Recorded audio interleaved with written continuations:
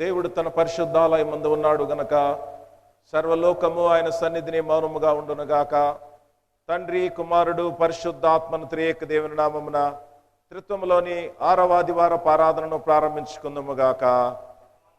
దయచేసి కూర్చోనండి. కీర్తన సంఖ్య 53. కీర్తన సంఖ్య 53.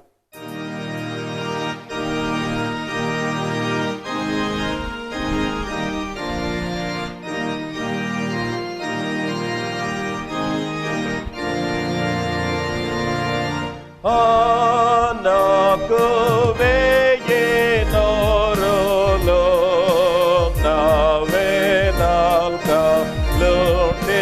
నానిగో నా కర్త నాకు చేసియో నా యామేళ వాణితో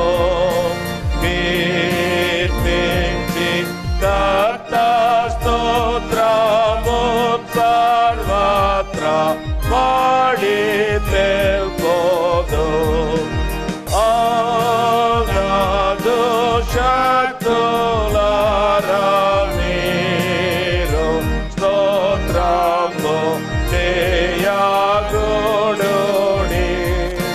నా దేవో కీర్తి గోరి పాట పాడుడి.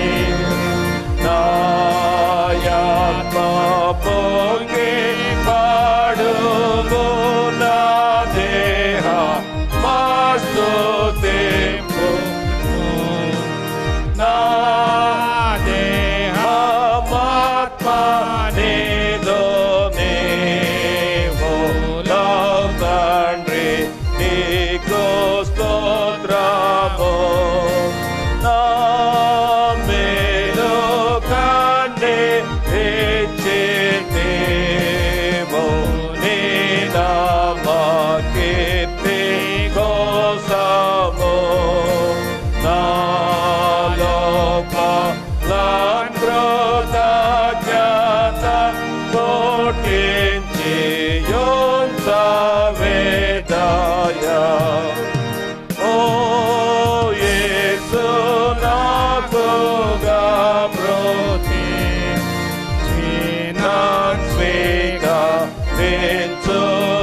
స్వీకరించునట్టుగా పేషాచే బంధకాలత్రెంచి విముక్తి నిచ్చినట్టియా. అత్యంత ప్రేమ నింతును నిత్యంబు నిన్ను తింతును.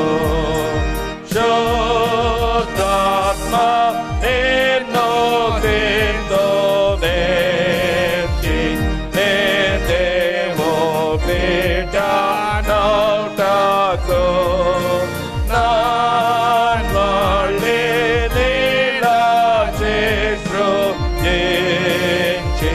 విశ్వాస మిచ్చినాడవో నాలో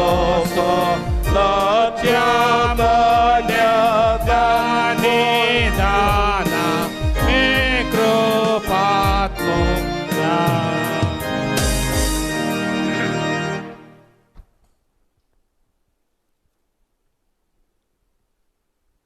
అందరము లేచి నిలుచుని 24, 25 పుట్టలో ఉన్నటువంటి త్రిత్వకాలం కోసం ఏర్పాటు చేయబడిన ఇంట్రాటియస్ను ఉత్తర ప్రత్యుత్తర రీతిగా అనుసరించుకుందాం.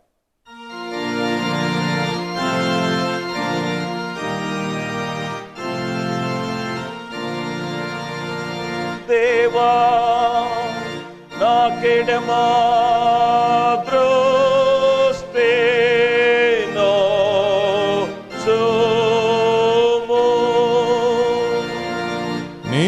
అభిషేకించిన వాని ముఖము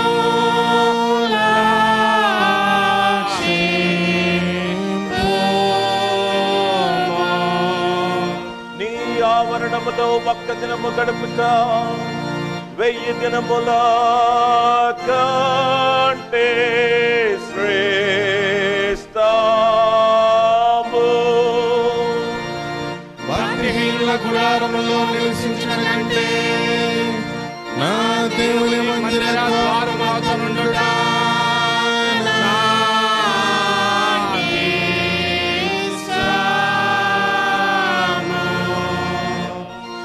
సైన్యములకు అధిపతి అయిన యెహోవా నీ నివాసము లేతో రమ్యములు.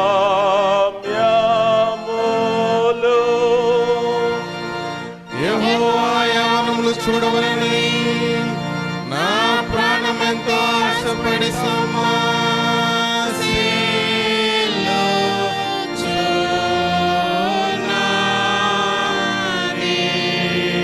పితృ పుత్ర భావనాత్మక మహిమ కలుగు గాక.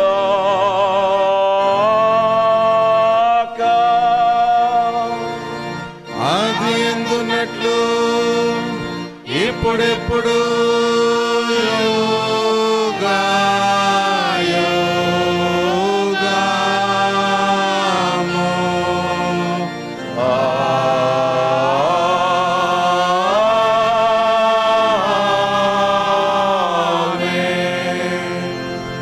రండి నమస్కారం చేసి సాగిలు పడదాము. మళ్ళను కలుగ చేసిన యెహోవా ముందర మోకాళ్ళుందుము గాక. లోక పాపము దేవుని యొక్క గొర్రెపిల్ల మా మీద కరుణింపుము. లోక పాపము దేవుని యొక్క గొర్రెపిల్ల మా మీద కరుణింపుము. లోక పాపము దేవుని యొక్క గొర్రెపిల్ల నిత్య సమాధానం మాకిమ్ము. ఆమేన్. సర్వశక్తిగల దేవుడా, మా సృష్టికర్తవు రక్షకుడైన వాడా, బీద దిక్కులేని పాపులమైన మేము నీ ముందర మోకరించి మేము అశుద్ధ పాపకరమైన స్వభావం గలవారమై తలంపులతోనూ మాటలతోనూ క్రియలతోనూ నీకు విరోధముగా పాపములు చేసినామని ఒప్పుకొంచున్నాము గనుక మేము నీ యొక్క మితిలేని కనికరమును ఆశ్రయించి మా ప్రభు అయిన యేసుక్రీస్తును బట్టి నీ కృపను వెదకి పొందగోర్చున్నాము. దేవుడా, బీద పాపినైన నా యందు కరుణింపుము.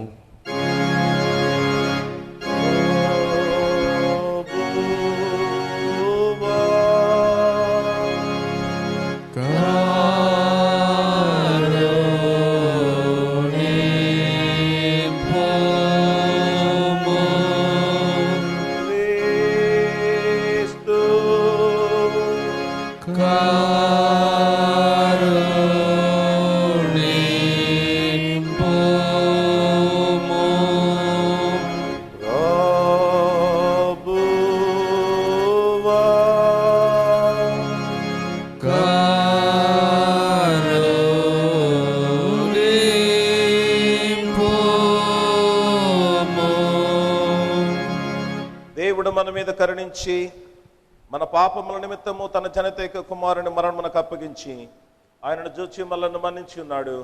మరియు ఆయన తన నామందు విశ్వాసం ఉంచిన వారికి దేవుని పిల్లలగటకు అధికారం అనుగ్రహించెను.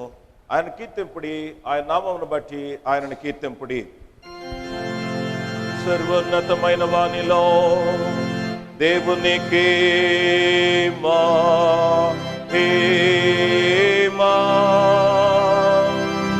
భూమి మీద సమాధానమును మనుషులందు కటాక్షమును కలుగునుగాక.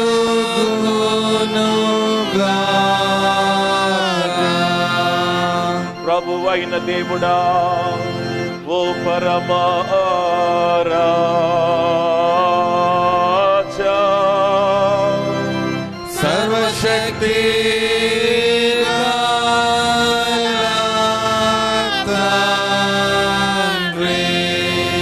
నిన్ను స్తుతించుచున్నాము, నిన్ను ఆరాధించుచున్నాము, నిన్ను మహిమపరచుచున్నాము.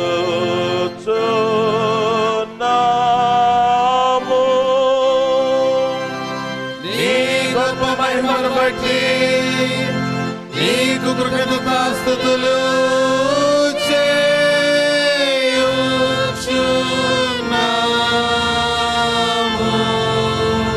ప్రభువా, జనతైక కుమారుడా యేసు క్రీస్తువా,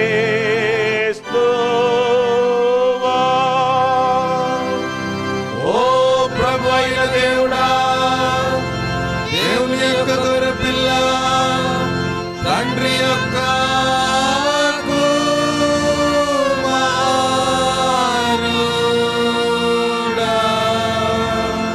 లోక పాప భారము మోసుకొని పోవు ఓ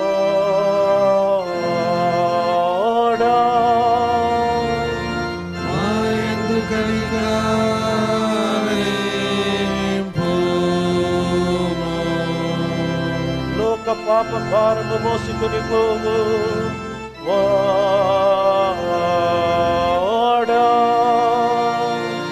మా ప్రార్థన అంగీకరింపు.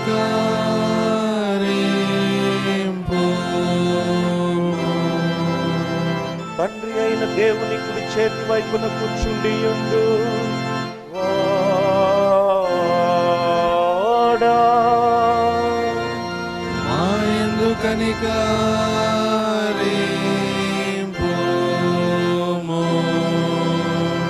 నీవు ఒక్కడవే పరిశుద్ధుడవు.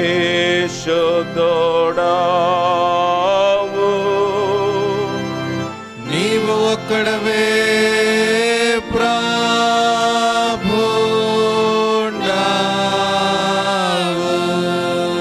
ఓ క్రీస్తువా, నీవక్కడవే పరిశుద్ధాత్మ తోడాను. తండ్రి అయిన దేవుని మహిమయందు ఉన్నతమైన వాడవైయున్నావు.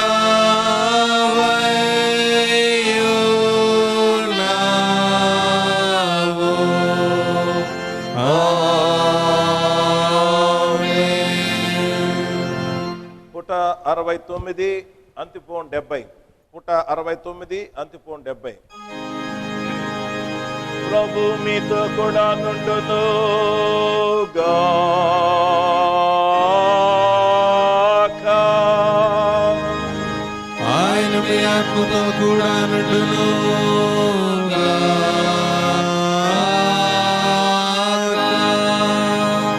నిష్కపటమైన సహోదర ప్రేమ కలుగునట్లు మీరు సత్యములకు విధేయులగుట చేత మీ మనస్సులను పవిత్రపరచుకున్న వారై ఉండుడి. ఒకరినొకడు హృదయపూర్వకముగాను నిష్కపటముగాను ప్రేమించుడి.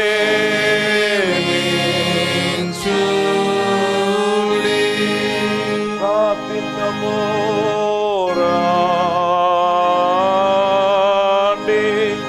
సర్వశక్తియు పరాక్రములు గల దేవా, నీవు మేళ్ళన్నిటికీ నీ కారకుడవును దాతవై ఉన్నావు.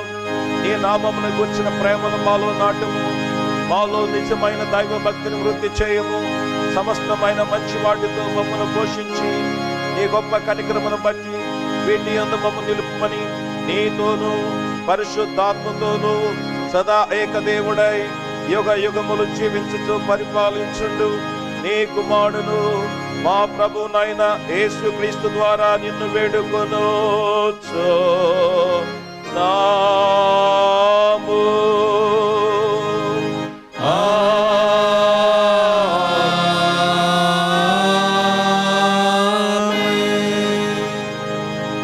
దయచేసి కూర్చోండి. నేటి దినమునకు ఏర్పాటు చేయబడిన లేఖన భాగాలు చదవగా భయభక్తులతో విందాం.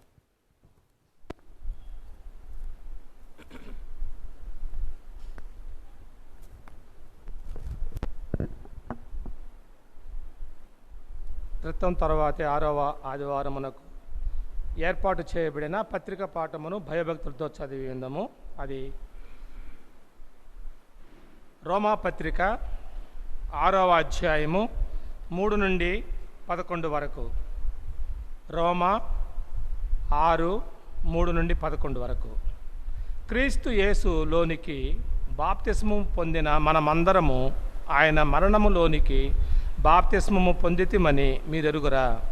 కాబట్టి తండ్రి మహిమ వలన క్రీస్తు మృతులలో నుండి ఏలాగు లేపబడినో అలాగే మనమును నూతన జీవము పొందిన వారమై నడుచుకొనున్నట్లు మనము బాప్తిస్మము వలన మరణములో పాలు పొందుటకై ఆయనతో కూడా పాతి పెట్టబడితిమి.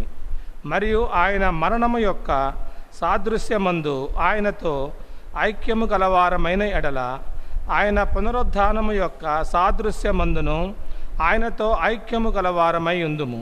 ఏమనగా మనమికను పాపమునకు దాసులము కాకుండుటకు పాప శరీరము నిరర్ధకమగునట్లు మన ప్రాచీన స్వభావము ఆయనతో కూడా సిలువ వేయబడినని ఎరుగుదుము. చనిపోయిన వాడు పాప విముక్తుడని తీర్పు పొంది ఉన్నాడు. మనము క్రీస్తుతో కూడా చనిపోయిన ఎడల మృతులలో నుండి లేచిన క్రీస్తు ఇకను చనిపోడనియు మరణమునకు ఇకను ఆయన మీద ప్రభుత్వము లేదనియు ఎరిగి ఆయనతో కూడా జీవించుదుమని నమ్ముచున్నాము. ఏలయనగా ఆయన చనిపోవుట చూడగా పాపము విషయమై ఒక్కమారే చనిపోయెను గాని ఆయన జీవించుట చూడగా దేవుని విషయమై జీవించుచున్నాడు. అటువలే మీరును పాపము విషయమై మృతులుగాను దేవుని విషయమై క్రీస్తు యేసునందు సజీవులుగాను మిమ్మును మీరే ఎంచుకొనుడి. ఆమెన్. ఇంతటితో పత్రిక పాఠము ముగిస్తున్నది.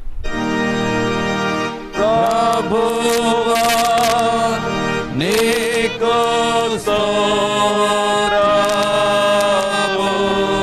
నీ వాక్యము నా పాదములకు దీపమై ఉన్నది. హల్లెలూయా.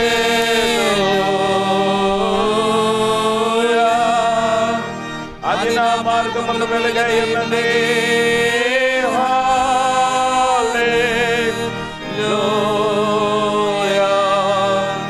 హల్లెలూయా.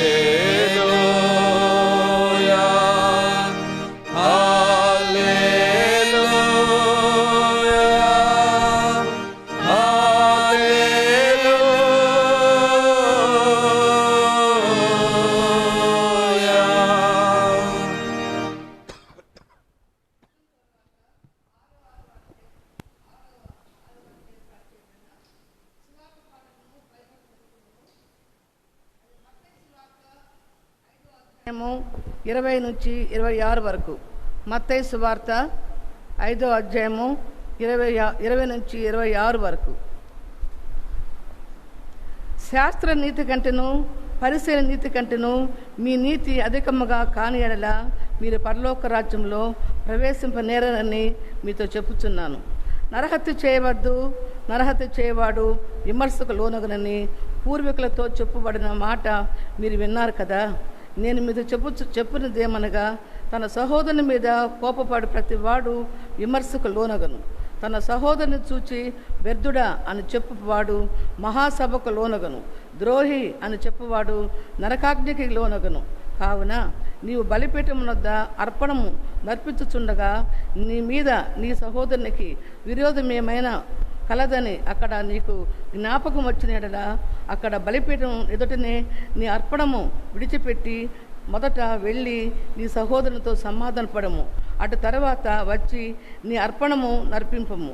నీ ప్రతివాదితో నీవును త్రోవలో ఉండగానే త్వరగా వానితో సమాధానపడము.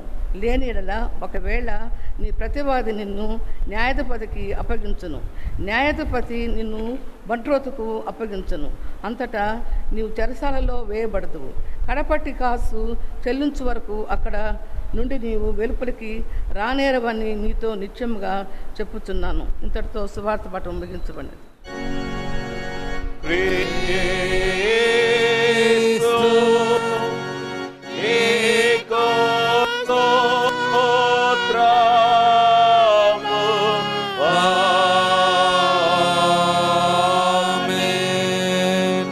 మనమందరం అలాగ నిలుచుని సార్వత్రిక క్రైస్తవ సంఘముతో కూడా కలిసి అతి పరిశుద్ధ అపోస్తల విశ్వాస ప్రమాణమును యథార్థముతో భయభక్తులతో త్రియేక దేవుని ఎదుట ఒప్పుకుందాం.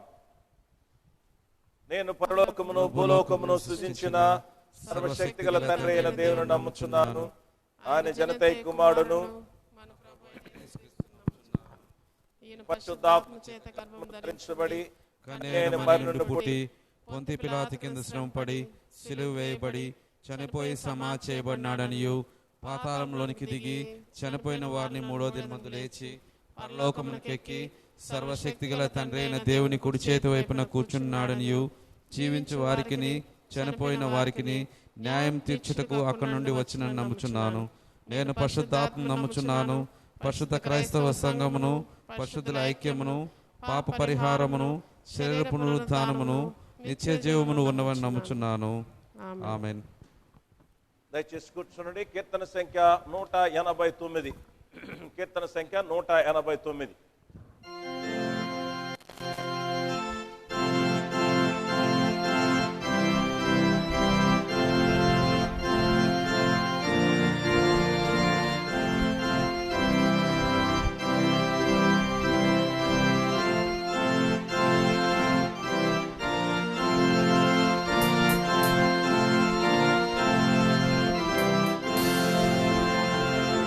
Praise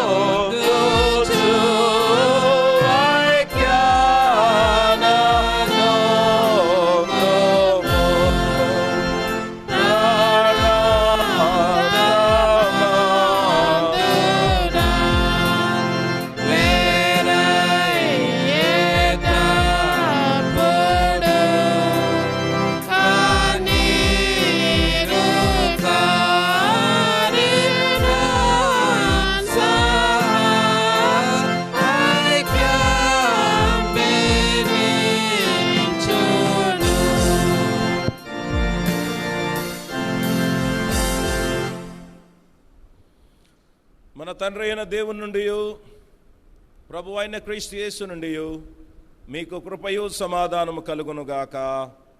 ఆమేన్. నేటి మన ధ్యానం కొరకు ఏర్పాటు చేయబడి చదవబడిన సువార్త వాక్యమును మరొకసారి చదువుకుని ప్రార్థించి దేవుని వాక్యం ధ్యానించుకుందాం.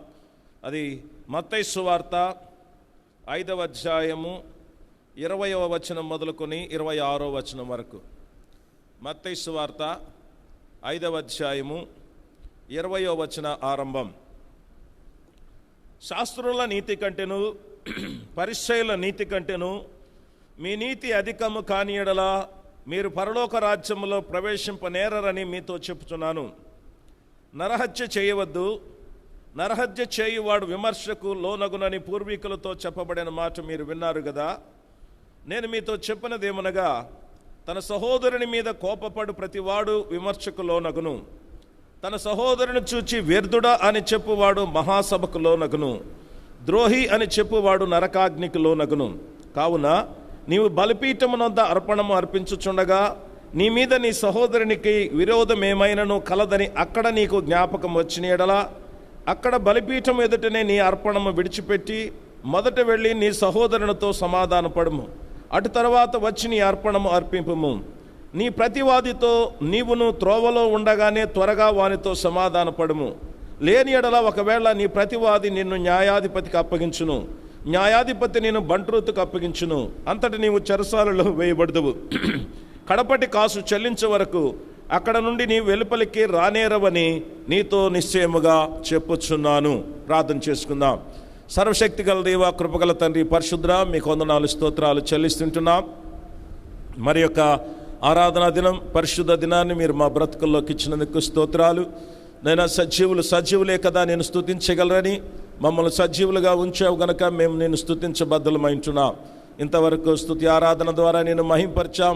ఈ సమయంలో నీ వాక్యాన్ని ధ్యానించడానికి మేము ప్రయత్నిస్తుంటుండగా ఇదిగోనైనా నీ సన్నిధి, నీ అభిషేకము ఈ మందిరంలో చేరిన బిడ్డలకును, ఇదిగోనైనా అలాగూ ఆయా స్థలాల్లో చేరి లైవ్ ఆరాధనలో పాల్గొంటున్న ప్రతి బిడ్డకు, ప్రత్యేకముగా వాక్యమును ప్రకటిస్తున్న నీ సేవకునికి మీ రెండింతల ఆత్మాభిషేకం దయచేయమని మేము ధ్యానించినప్పుడు మా తలంపులు, మా మనసు నాయన నీ వైపు కేంద్రీకరించబడినట్లు కృప చూపమని యేసు నామమున అడుగుచున్నాము తండ్రి.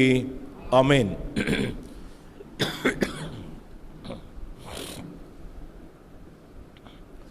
ప్రభునందు ప్రియ దేవుని సంఘమా, ప్రభునందు ప్రియమైన వారలారా, మన ప్రభువును రక్షకుడైన యేసుక్రీస్తు వారి శ్రేష్టమైన దివ్యమైన నామములో మీకందరికి కూడా ఉదయకాల శుభములు తెలియపరుస్తున్నారు.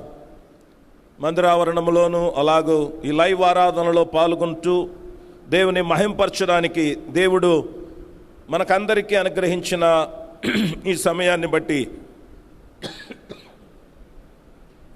ఆయనకు మనము స్తుతి స్తోత్రము చెల్లించబద్ధులమైంటున్నాం. ఈ త్రిత్వము తర్వాతి 6వ ఆదివారమునకు ఏర్పాటు చేయబడిన 2 లేఖన భాగాలలో కూడా ఆనాడు ఆ వాతావరణములో అనగా ఆ బ్యాక్గ్రౌండ్స్లో ఈ 2 కూడా ఒక 2 న్యూ ఇంటర్ప్రిటేషన్స్, ఒక క్రొత్తదైనటువంటి భాష్యము చెప్పబడిన పరిస్థితి, క్రొత్తదైన భాష్యము, వ్యాఖ్యానము. ధర్మశాస్త్రాన్ని నూతన కోణములో ప్రభువారు కొండ మీద ప్రసంగములో వ్యాఖ్యానిస్తున్నాడు. What does it mean by murder? ఇంకా రిమైనింగ్ చెప్తూ వచ్చాడు. వ్యభిచారం అంటే ఏంది, నరహత్య అంటే ఏంటి, ఇలాగూ కొన్నిటిని ధర్మశాస్త్రములో ఉన్న వాటికి ప్రజలు ఏమనుకుంటున్నారు, దానిని బోధించే శాస్త్రులు పరిసయ్యులు ఏమనుకుంటున్నారు, యాక్చువల్గా దేవుడు దానికి చెప్పే భాష్యం ఏంటి, what is his interpretation, god's interpretation. అలాగే పత్రిక పాఠంలో ఈ రోమా పత్రిక 6వ అధ్యాయంలో మనం గమనించినప్పుడు అపోస్తలుడైన పౌలు is giving new interpretation for baptism. అది వరకు ఎవరు కూడా బాప్తిస్మం అంటే ఏంటో చెప్పనటువంటి పరిస్థితి. ప్రభు వెళుతూ ఫైనల్ ఆజ్ఞలో మీరు సర్వలోకానికి వెళ్ళి సర్వ సృష్టికి సువార్త ప్రకటించండి, తండ్రి కుమార పరిశుద్ధాత్మ నామములో బాప్తిస్మం ఇవ్వండి అని చెప్పాడు. పేతురు యోహానులు పరిచర్య ఆరంభించినప్పుడు ఇదిగో మీరు ప్రభు నామములో బాప్తిస్మం పొందండి, అప్పుడు మీరు రక్షణ పొందుతారని చెప్పారు. ఇవన్నీ జరిగిపోయినాయి. పౌలు కూడా బాప్తిస్మం పొందాడు. ఆయన పరిచర్యలో రోమా సంఘానికి ఉత్తరం రాస్తూ మనం చదువుకున్న ఈ కాంటెక్స్ట్కి వచ్చే లోపల అసలు బ్యాప్టిజం అంటే ఏంటి అనేది ఒక న్యూ కాన్సెప్ట్, ఒక నూతన ఇంటర్ప్రిటేషన్, నూతన భాష్యము, భావము అక్కడ చెప్తున్నాడు. ఈ రెంటిని ఈ దినాన మనం ఆధారం చేసుకున్నట్లయితే దేవుడు ఒక ప్రాముఖ్యమైనటువంటి సంగతి మనకు తెలియపరుస్తున్నాడు.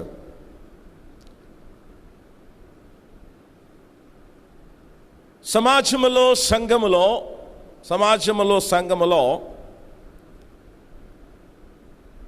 Righteousness is the key. నీతిమంతులుగా జీవించడము, నీతి అనేది భక్తిలో చాలా ప్రాముఖ్యమైనది.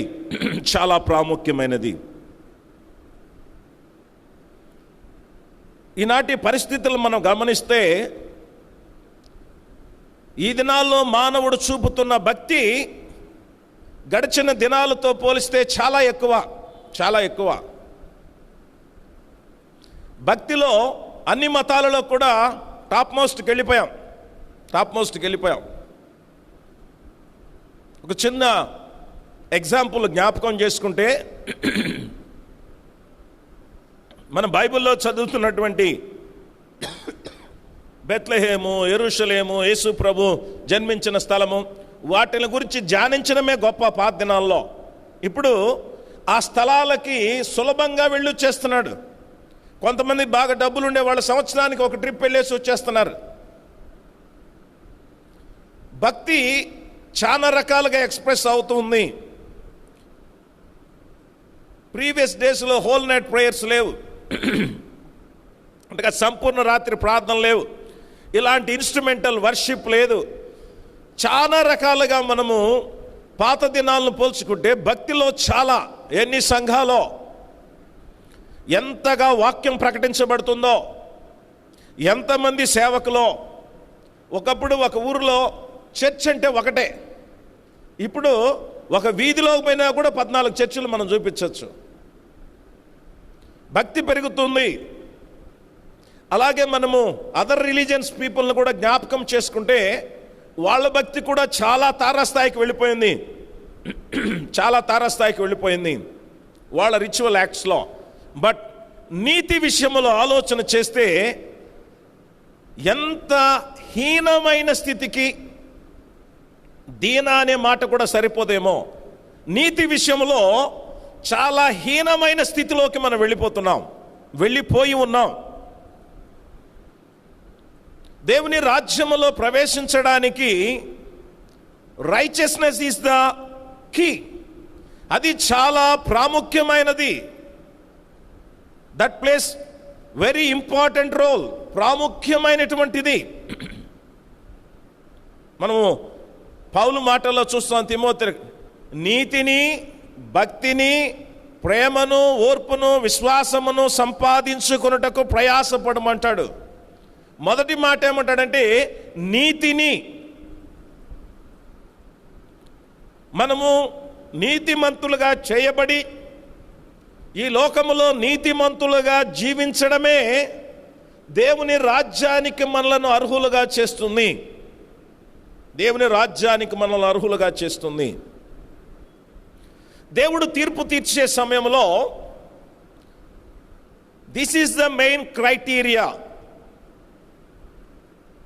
మనం ఒక స్థలంలోకి ఎప్పుడైనా వెళుతుంటే ఆ టెంపరేచర్ చూసే థర్మోస్టాట్ పెట్టి చూస్తున్నారు. ఇప్పుడు ఆ తగినంత ఉంటే లోపలికి రాణిస్తున్నారు, లేకపోతే బయట ఉండాల్సిందే. మనము దేవుడు కొలిచే కొలత తీర్పు దినాన దేనిని బట్టి అంటే భక్తిని బట్టి కాదు ప్రియులారా, భక్తి కంటే అధికమైన నీతి. ఆ నీతి విషయాన్ని గురించి ఇది నా 2 లేఖన భాగాల్లో దేవుడు మనల్ని హెచ్చరించబోతున్నాడు.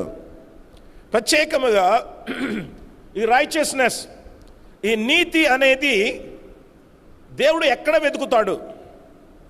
ఎక్కడ వెతుకుతాడు? యేసు ప్రభు వారు కొండ మీద చేసిన ప్రసంగములో మీ నీతి శాస్త్రుల నీతి పరిసయ్యుల నీతి కంటే అధికము కాని ఎడల మీరు దేవుని రాజ్యములో ప్రవేశించలేరు. మీ నీతి పరిసయ్యుల నీతి కంటే, అలాగే శాస్త్రుల నీతి కంటే అధికము కాని ఎడల, దే ఆర్ రైచస్, వాళ్ళు నీతిమంతులే, కానీ అంతకంటే అధికమైన నీతి ఉంటేనే కానీ మీరు దేవుని రాజ్యములో ప్రవేశించలేరు. దేవుని రాజ్యంలో ప్రవేశించలేరు. ఆసక్తి కలిగిన వాళ్ళు ఏంటి శాస్త్రుల నీతి పరిసయ్యుల నీతి ఏంటి అని అంటే, మీరు ఇంటికి వెళ్ళి మత్తయి సువార్త 23వ అధ్యాయం చదువుకోండి. చాలా స్పష్టంగా రాసున్నాడు. చాలా స్పష్టంగా రాసున్నాడు. మొదటిగా మనము ఈ మత్తయి సువార్త 23వ అధ్యాయము 23వ వచనాన్ని చదవండి.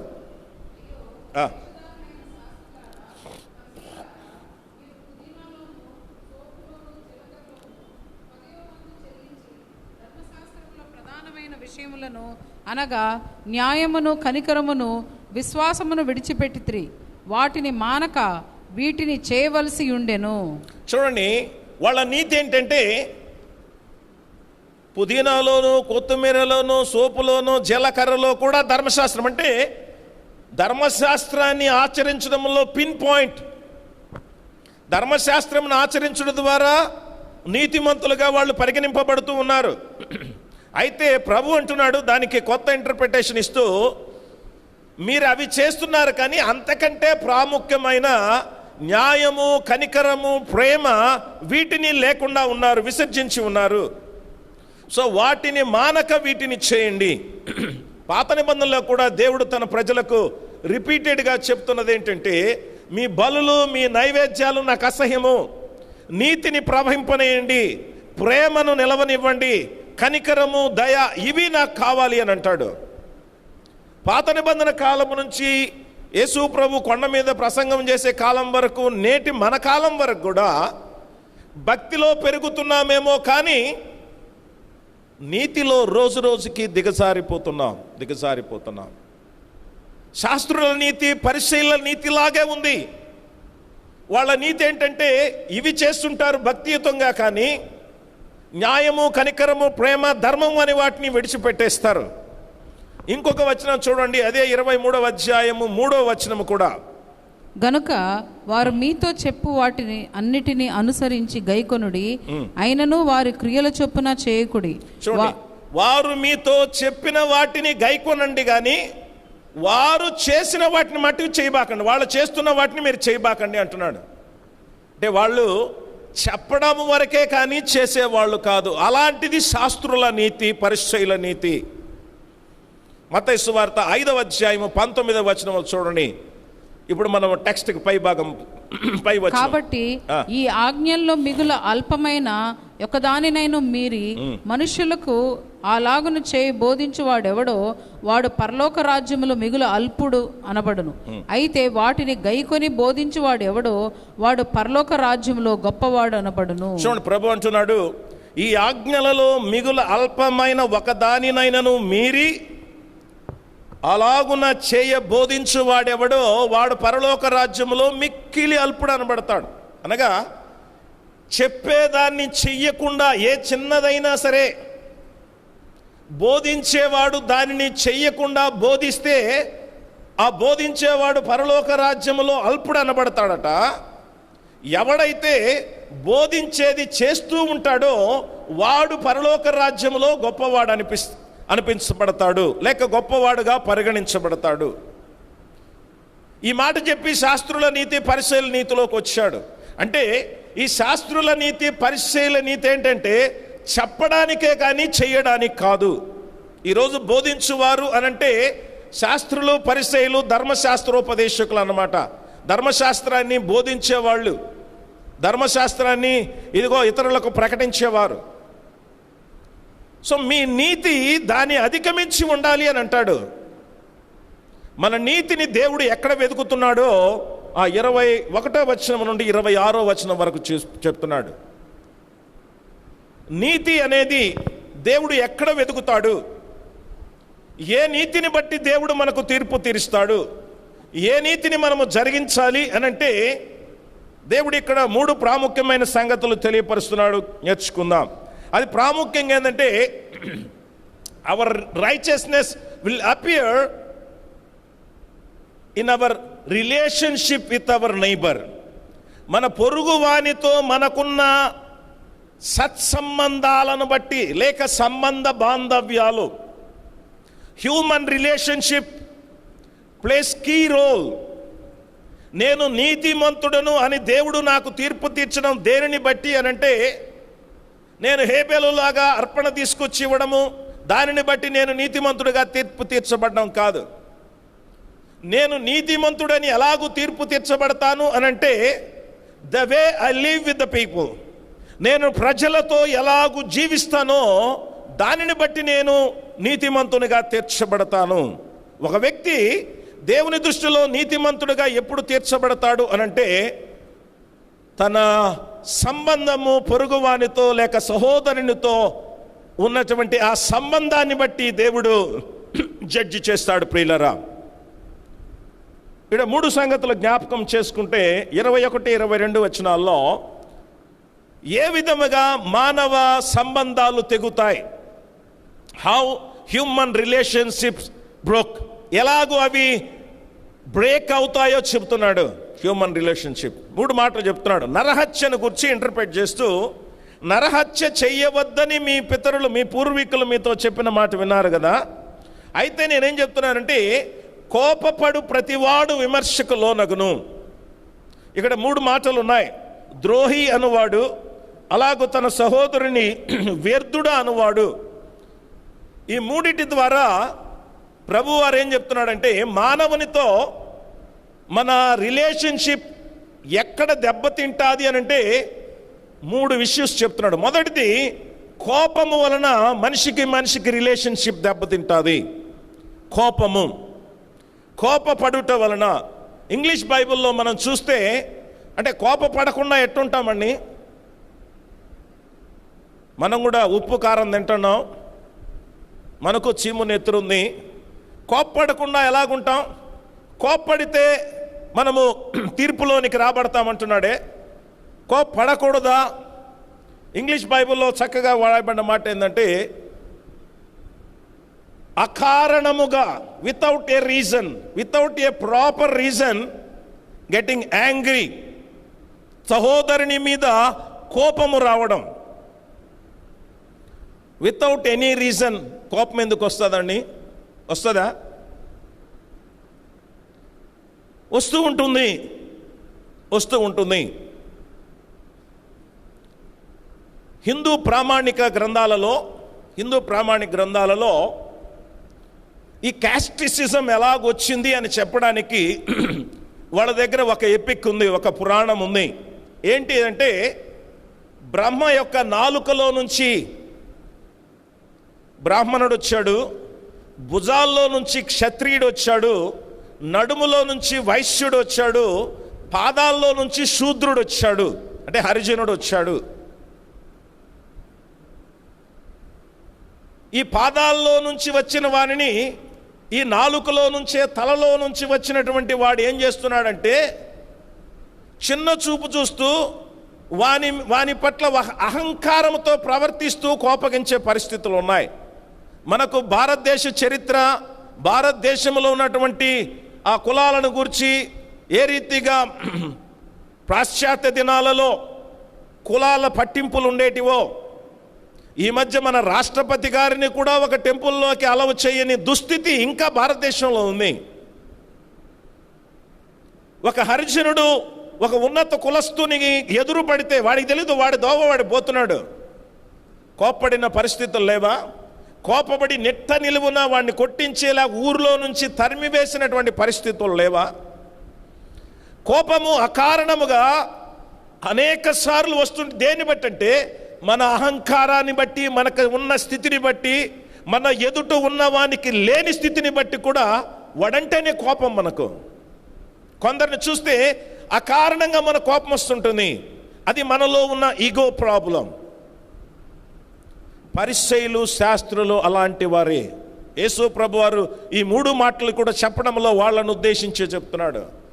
ఈ పరిసయ్యులు శాస్త్రులనే వాళ్ళు వాళ్ళకంటే తక్కువగా ఎవరు కనబడ్డా కూడా వాళ్ళని చాలా నీచంగా చూస్తూ వాళ్ళని ఇదిగో మళ్ళీ వాళ్ళు తృణీకరించేవాళ్ళు, కోపం చూపించేవాళ్ళు. ఈవెన్ యేసు ప్రభు వారి మీద కూడా అన్నారు కదా, ఈయనేంటి, ఈయన పాపులతో సుంకరులతో భోజనం చేస్తున్నాడు, ఈయన దయ్యం పట్టినవాడు. ఆ కారణంగా మనకు ఎందుకు కోపం వస్తుంది? మరి ఒక రీజన్ మన ఇగోను బట్టి, కింది వాని యొక్క తక్కువ స్థితిని బట్టి వస్తుంది. రెండవ రీజను, ఎవడైనా ఇఫ్ దే క్వశ్చనస్, మనల్ని ఎవడైనా ప్రశ్నించాడు అనుకోండి, మనకు వెంటనే కోపం వచ్చేస్తుంది. అంటే వాడు ప్రశ్నించడం మన కోపానికి కారణం అనుకోవచ్చు, కానీ వాడు ప్రశ్న వేయడంలో సరిగానే ఉంటుంది, కానీ జవాబు చెప్పకుండా మనము కోపం తెచ్చుకుంటూ ఉంటాం. వాడు అడిగిన ప్రశ్నకు జవాబు చెప్పము, కోపం తెచ్చుకొని నువ్వు నన్ను అడిగేంత స్థాయికి వెళ్ళిపోయా అని. లేకపోతే ఈరోజు రాజకీయాల్లో మనం చూస్తున్నట్టు ప్రశ్నకు జవాబు ఉండదు, ప్రశ్నకు ప్రశ్నే జవాబు. మీరప్పుడు చేయలేదా, వాళ్ళప్పుడు చేయలేదా? కోపము మానవునితో ఉన్నటువంటి సంబంధాన్ని చెడగొడుతుంది, వేరుపరుస్తుంది. కారణముతో ఉన్న కోపము బైబిల్ ఏం చెప్తుంది? దేవుని వాక్యంలో మనం గమనిస్తే యాకోబు పత్రిక 1వ అధ్యాయం 20వ వచనంలో ఇలాగ వ్రాయబడి ఉంది. నరుని కోపము దేవుని నీతిని నెరవేర్చదు. నరుని కోపము దేవుని నీతిని నెరవేర్చదు. నీవు కోప్పడితే నీ పొరుగువానితో నీ సంబంధం తెగుతుంది, దెబ్బతింటుంది. తద్వారా దేవుని నీతిని నీవు నెరవేర్చని వాడబోతావు. ఎఫెసీ పత్రిక 4వ అధ్యాయం 26-27 వచనములు చూడండి. ఎఫెసీ 4:26-27 వచనాలు. కోపపడుడి గాని పాపము చేయకుడి, సూర్యుడు అస్తమించే వరకు మీ కోపము నిలిచి ఉండకూడదు, అపవాదికి చోటు ఇయ్యకుడి. కోపపడుడి కానీ ఏం చేయొద్దన్నాడు? పాపము చేయకుడి. అంటే కోపపడితే మన పొరుగువానితో రిలేషన్షిప్ దెబ్బతింటుంది కాబట్టి, తద్వారా దేవుని నీతిని మనం నెరవేర్చలేము కాబట్టి దేవుని రాజ్యానికి అర్హులము కాదనేది కాదు. కోపపడు, కానీ ఆ కోపం ఏం చేయకూడదంటే పాపానికి తావిచ్చే పరిస్థితిలో ఉండకూడదు. కోపపడుడి కానీ పాపము చేయకుడి, అపవాదికి చోటు ఇవ్వకుడి. ఎంతగా? సూర్యుడు అస్తమించు వరకు నీ కోపం ఉండాలి, ఆ లోపల వెళ్ళిపోవాలి. ఇది ఎన్నోసార్లు మనం చదువుకొని ఉంటాం. అందుకనే ఒకవేళ విత్ ఎ ప్రాపర్ రీజన్ నీ సహోదరుని మీద నీకు కోపం వచ్చినా, నీ సహోదరునితో నీ గుడ్ రిలేషన్షిప్ మెయింటైన్ చేసి దేవుని నీతిని నువ్వు నెరవేర్చాలంటే ఆ నీ కోపము సాయంకాలానికల్లా వైట్ వాష్ అయిపోవాలి, క్లియర్ అయిపోవాలి నీ మైండ్లో నుంచి. దానికి నువ్వేం చేయాలి అని అంటే మార్కు సువార్త 11వ అధ్యాయము 25-26 వచనములో ప్రభు చెప్పిన మాట చూడండి. మార్కు సువార్త 11వ అధ్యాయం. ఒకని మీద విరోధం ఏమైనా కలిగి ఉన్న ఎడల మీరు నిలువబడి ప్రార్థన చేయనప్పుడల్లను వారిని క్షమించుడి. మీలో ఎవరితోనైనా విరోధం కలిగి ఉంటే మీరు నిలువబడి ప్రార్థన చేయనప్పుడల్లా వారిని క్షమించండి. నిలువబడి ప్రార్థన చేయనప్పుడల్లా క్షమించాలి. సూర్యుడు అస్తమించే వరకు అని ఎందుకన్నాడు ప్రభు అంటే, సూర్యుడు అస్తమించే సమయంలో అంటే లెక్క ప్రకారం ప్రొద్దుకుంటుంది కనుక మనం ఏం చేస్తాం? ప్రార్థన చేసుకొని మన రాత్రిలోకి వెళ్ళిపోతాం. అనగా ఇక మనము రెస్ట్ తీసుకునే పరిస్థితి, పనులన్నీ ముగించుకొని మనం రెస్ట్ తీసుకునే పరిస్థితి వస్తుంది. అనగా నువ్వు అప్పుడు ప్రార్థన చేస్తావు కదా, by the time it self you should not have anger. ఆ టయానికే నీ కోపం. నువ్వు ప్రార్థన చేయనప్పుడు అలా యూదులు నిలబడి ప్రార్థన చేస్తారు, మనం కూర్చొని పడుకొని కూడా ప్రార్థన చేసుకుంటాం. నిలువబడి ప్రార్థన చేయనప్పుడల్లా పురుషుడు ప్రతి స్థలంలో చేతులెత్తి ప్రార్థన చేయాలి. నిలబడి ప్రార్థన చేయనప్పుడల్లా నీకు ఎవని మీద విరోధం ఉందో వారిని క్షమించాలి. ఎన్నిసార్లు చేయాలా? మత్తయి సువార్త 18వ అధ్యాయము 21-22 వచనాల్లో ప్రభు వారు చెప్పాడు. పేతురు వచ్చి అడిగాడు, నా సహోదరుడు నా ఎడల తప్పిదం చేస్తే ఎన్నిసార్లు క్షమించాలని. ప్రభు ఏం చెప్పాడండి? చదవండి. ఆ సమయమున పేతురు ఆయన యొద్దకు వచ్చి, ప్రభువా, నా సహోదరుడు నా ఎడల తప్పిదము చేసిన ఎడల నేను ఎన్ని మారులు అతని క్షమింపవలెను? 7 మారులు మట్టుక అని అడిగాను. అందుకు యేసు అతనితో ఇట్లనెను, 7 మారులు మట్టుకే కాదు, 70 ఏళ్ల మారులు మట్టుకని నీతో చెప్పుచున్నాను. ఇక్కడ కూడా ఒక న్యూ ఇంటర్ప్రిటేషన్. ధర్మశాస్త్ర ప్రకారము పేతురు అడుగుతున్నాడు, ఒక్కడు నా ఎదుట నాకు విరోధముగా పాపం చేస్తే, తప్పిదం చేస్తే నేను వాడిని 7 సార్లే కదా క్షమించాలి యాజ్ పర్ ధర్మశాస్త్రం లా. ప్రభు అంటాడు 7 మాటలు కాదు, 70 ఏళ్ల మాడు అంటాడు. అంటే నువ్వు నిలుచుని ప్రార్థన చేయనప్పుడల్లా కూడా నీవు వాడిని క్షమించవలసిన వాడవే. ఒకే తప్పు ఒకే రీజన్గా వాడు చేస్తూ ఉండినా కూడా నీ ఎడల నీవు క్షమించవలసిన వాడవే. తద్వారా you must maintain the good relationship, otherwise the relationship will break. దేవుని నీతిని నీవు జరిగించని వాడవవుతావు. దేవుని నీతిని నీవు జరిగించకపోతే నీవు విమర్శకు లోనవుతావు కోపపడుట ద్వారా. సో మానవుడితో ఉన్నటువంటి హ్యూమన్ రిలేషన్షిప్ దెబ్బతినడానికి కారణము కోపము. అది భార్య భర్తల మధ్య కావచ్చు, అన్నదమ్ముల మధ్య కావచ్చు, కుటుంబాల్లో, సంఘాలలో, సమాజంలో. This is the main reason, human relationship. రెండవది అక్కడ అంటాడు, తన సహోదరుని ద్రోహి అని చెప్పువాడు నరకాగ్నికి, మొదటి మాట సహోదరుని నుంచి వ్యర్థుడా అని చెప్పువాడు, అలాగూ ద్రోహి అని చెప్పువాడు మహాసభకును నరకాగ్నికి లోనగును. 2 మాటలు అక్కడ వాడాడు. దేనిని బట్టి మానవ సంబంధాలు తెగుతాయి అని అంటే, మొదటిది కోపము, రెండవది అక్కడ ఆయన అంటున్నటువంటి మాట వ్యర్థుడా. బైబిల్లో గ్రీక్, ఓల్డ్ గ్రీక్లో రాఖా అనే పదం వాడబడింది దీనికి. రాఖా అంటే, రాఖ అనే మాట దాని శాస్త్రీయమైతే ఒరిజినల్ అర్థం ఏంటని మనం జ్ఞాపకం చేసుకున్నట్లయితే insult. If you insult your brother, then relationship will be broken. నీ సహోదరునితో నీ సంబంధం ఎప్పుడు తెగుతుంది అంటే నువ్వు వాణ్ణి ఇన్సల్ట్ చేసినప్పుడు. అంతే కదా. మనం ఎవరినైనా తక్కువ చేసి మాట్లాడామనుకోండి, అవమానపరిచామనుకోండి, తూలనాడామనుకోండి, ఏమవుతుంది? ఆటోమేటిక్గా రిలేషన్షిప్ బ్రేక్ అవుతుంది. సహోదరునితో నీ సంబంధము తెగుతుంది, ఆటంకము, అంతరాయం ఏర్పడుతుంది కదా. నీకేం తెలియదు, నువ్వు గమ్మునుండి అబ్బా అన్నారు అనుకో, ఏడకు వస్తుంది. అది భర్త అన్నా భార్య అన్నా ఇక ఏముంటారో, ఈయనకి భలే తెలుసునే. పిల్లలు అంటుంటారు, డాడీ నీకు తెలియదులే డాడీ, పిచ్చి కోపం వస్తూ ఉంటుంది, వీడికి భలే తెలిసినట్టు అని. రిలేషన్షిప్ బ్రేక్ అయ్యే కారణాలు చెప్తున్నాడు. You must maintain. Insulting other people, నీ పొరుగువారిని, నీ సహోదరుని, నీతో పనిచేసేవాడితో నీ సత్సంబంధం ఎలాగుండాలంటే నువ్వు కానీ వాడిని అవమానపరిచినట్లయితే బ్రేక్ అవుతూ ఉంటుంది. కొరింథీయులకు రాసిన మొదటి పత్రిక 1వ అధ్యాయము 10 నుండి 12 వచనాల్లో మనం చూస్తే పౌలు కొరింథీ సంఘానికి రాస్తూ అంటున్నాడు, చదవండి. సహోదరులారా, మీరందరూ ఏకభావంతో మాట్లాడవలననియు, మీలో కక్షలు లేక ఏక మనసుతోనూ ఏక తాత్పర్యముతోనూ మీరు సన్నద్ధులై ఉండవలననియు మన ప్రభువైన యేసుక్రీస్తు పేరట మిమ్మల్ని వేడుకొంచున్నాను. నా సహోదరులారా, మీలో కలహములు కలవని మిమ్మల్ని గూర్చి క్లోయ ఇంటి వారి వలన నాకు తెలియవచ్చెను. మీలో ఒకడు నేను పౌలు వాడను, ఒకడు నేను అపోలో వాడను, మరి ఒకడు నేను కేఫా వాడను, ఇంకొకడు నేను క్రీస్తు వాడనని చెప్పుకొంచున్నారని నా తాత్పర్యము. చదువుమా, కంటిన్యూ చేయి. క్రీస్తు విభజింపబడి ఉన్నాడా? పౌలు మీ కొరకు సిలువ వేయబడిన? పౌలు నా నామమున మీకు బాప్తిజము పొందితిరా?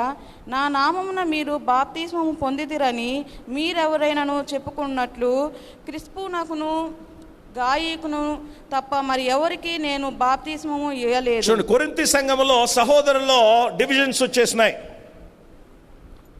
ఏం డివిజన్ అంటే, ఒకడు నేను క్రీస్తు వాడను, ఒక డినామినేషన్, ఇంకొక డినామినేషన్ కేఫా వాడను పేతురు, మరి ఒక డినామినేషన్ అపోల్లో, మరి ఒక డినామినేషన్ పౌలు. ఇలాగ 4 డినామినేషన్ లాగా ఏర్పడిపోయినాయి. సంఘం ఒకటే, వాళ్ళలో ప్రభు గొప్ప అని ఒకడంటే, ఆయన కంటే కూడా ఈ సంఘాన్ని స్థాపించిన వాడు పేతురు గనక పేతురు గొప్ప. పేతురు కాదు గొప్ప, పేతురు కంటే ఇదిగో ఈ సువార్తను మనకి ఇక్కడ సంఘాన్ని స్థాపించిన వాడు పౌలు గనక పౌలు గొప్ప. పౌలు కాదు, పౌలు కంటే ముందు అపోల్లో మినిస్ట్రీ స్టార్ట్ చేసినాడు కాబట్టి, అనగా ఒకరినొకరును తూలనాడడాన్ని బట్టి కలిసి ఉన్నటువంటి సంఘములో కలహం వచ్చింది, భేదాభిప్రాయాలు వచ్చాయి.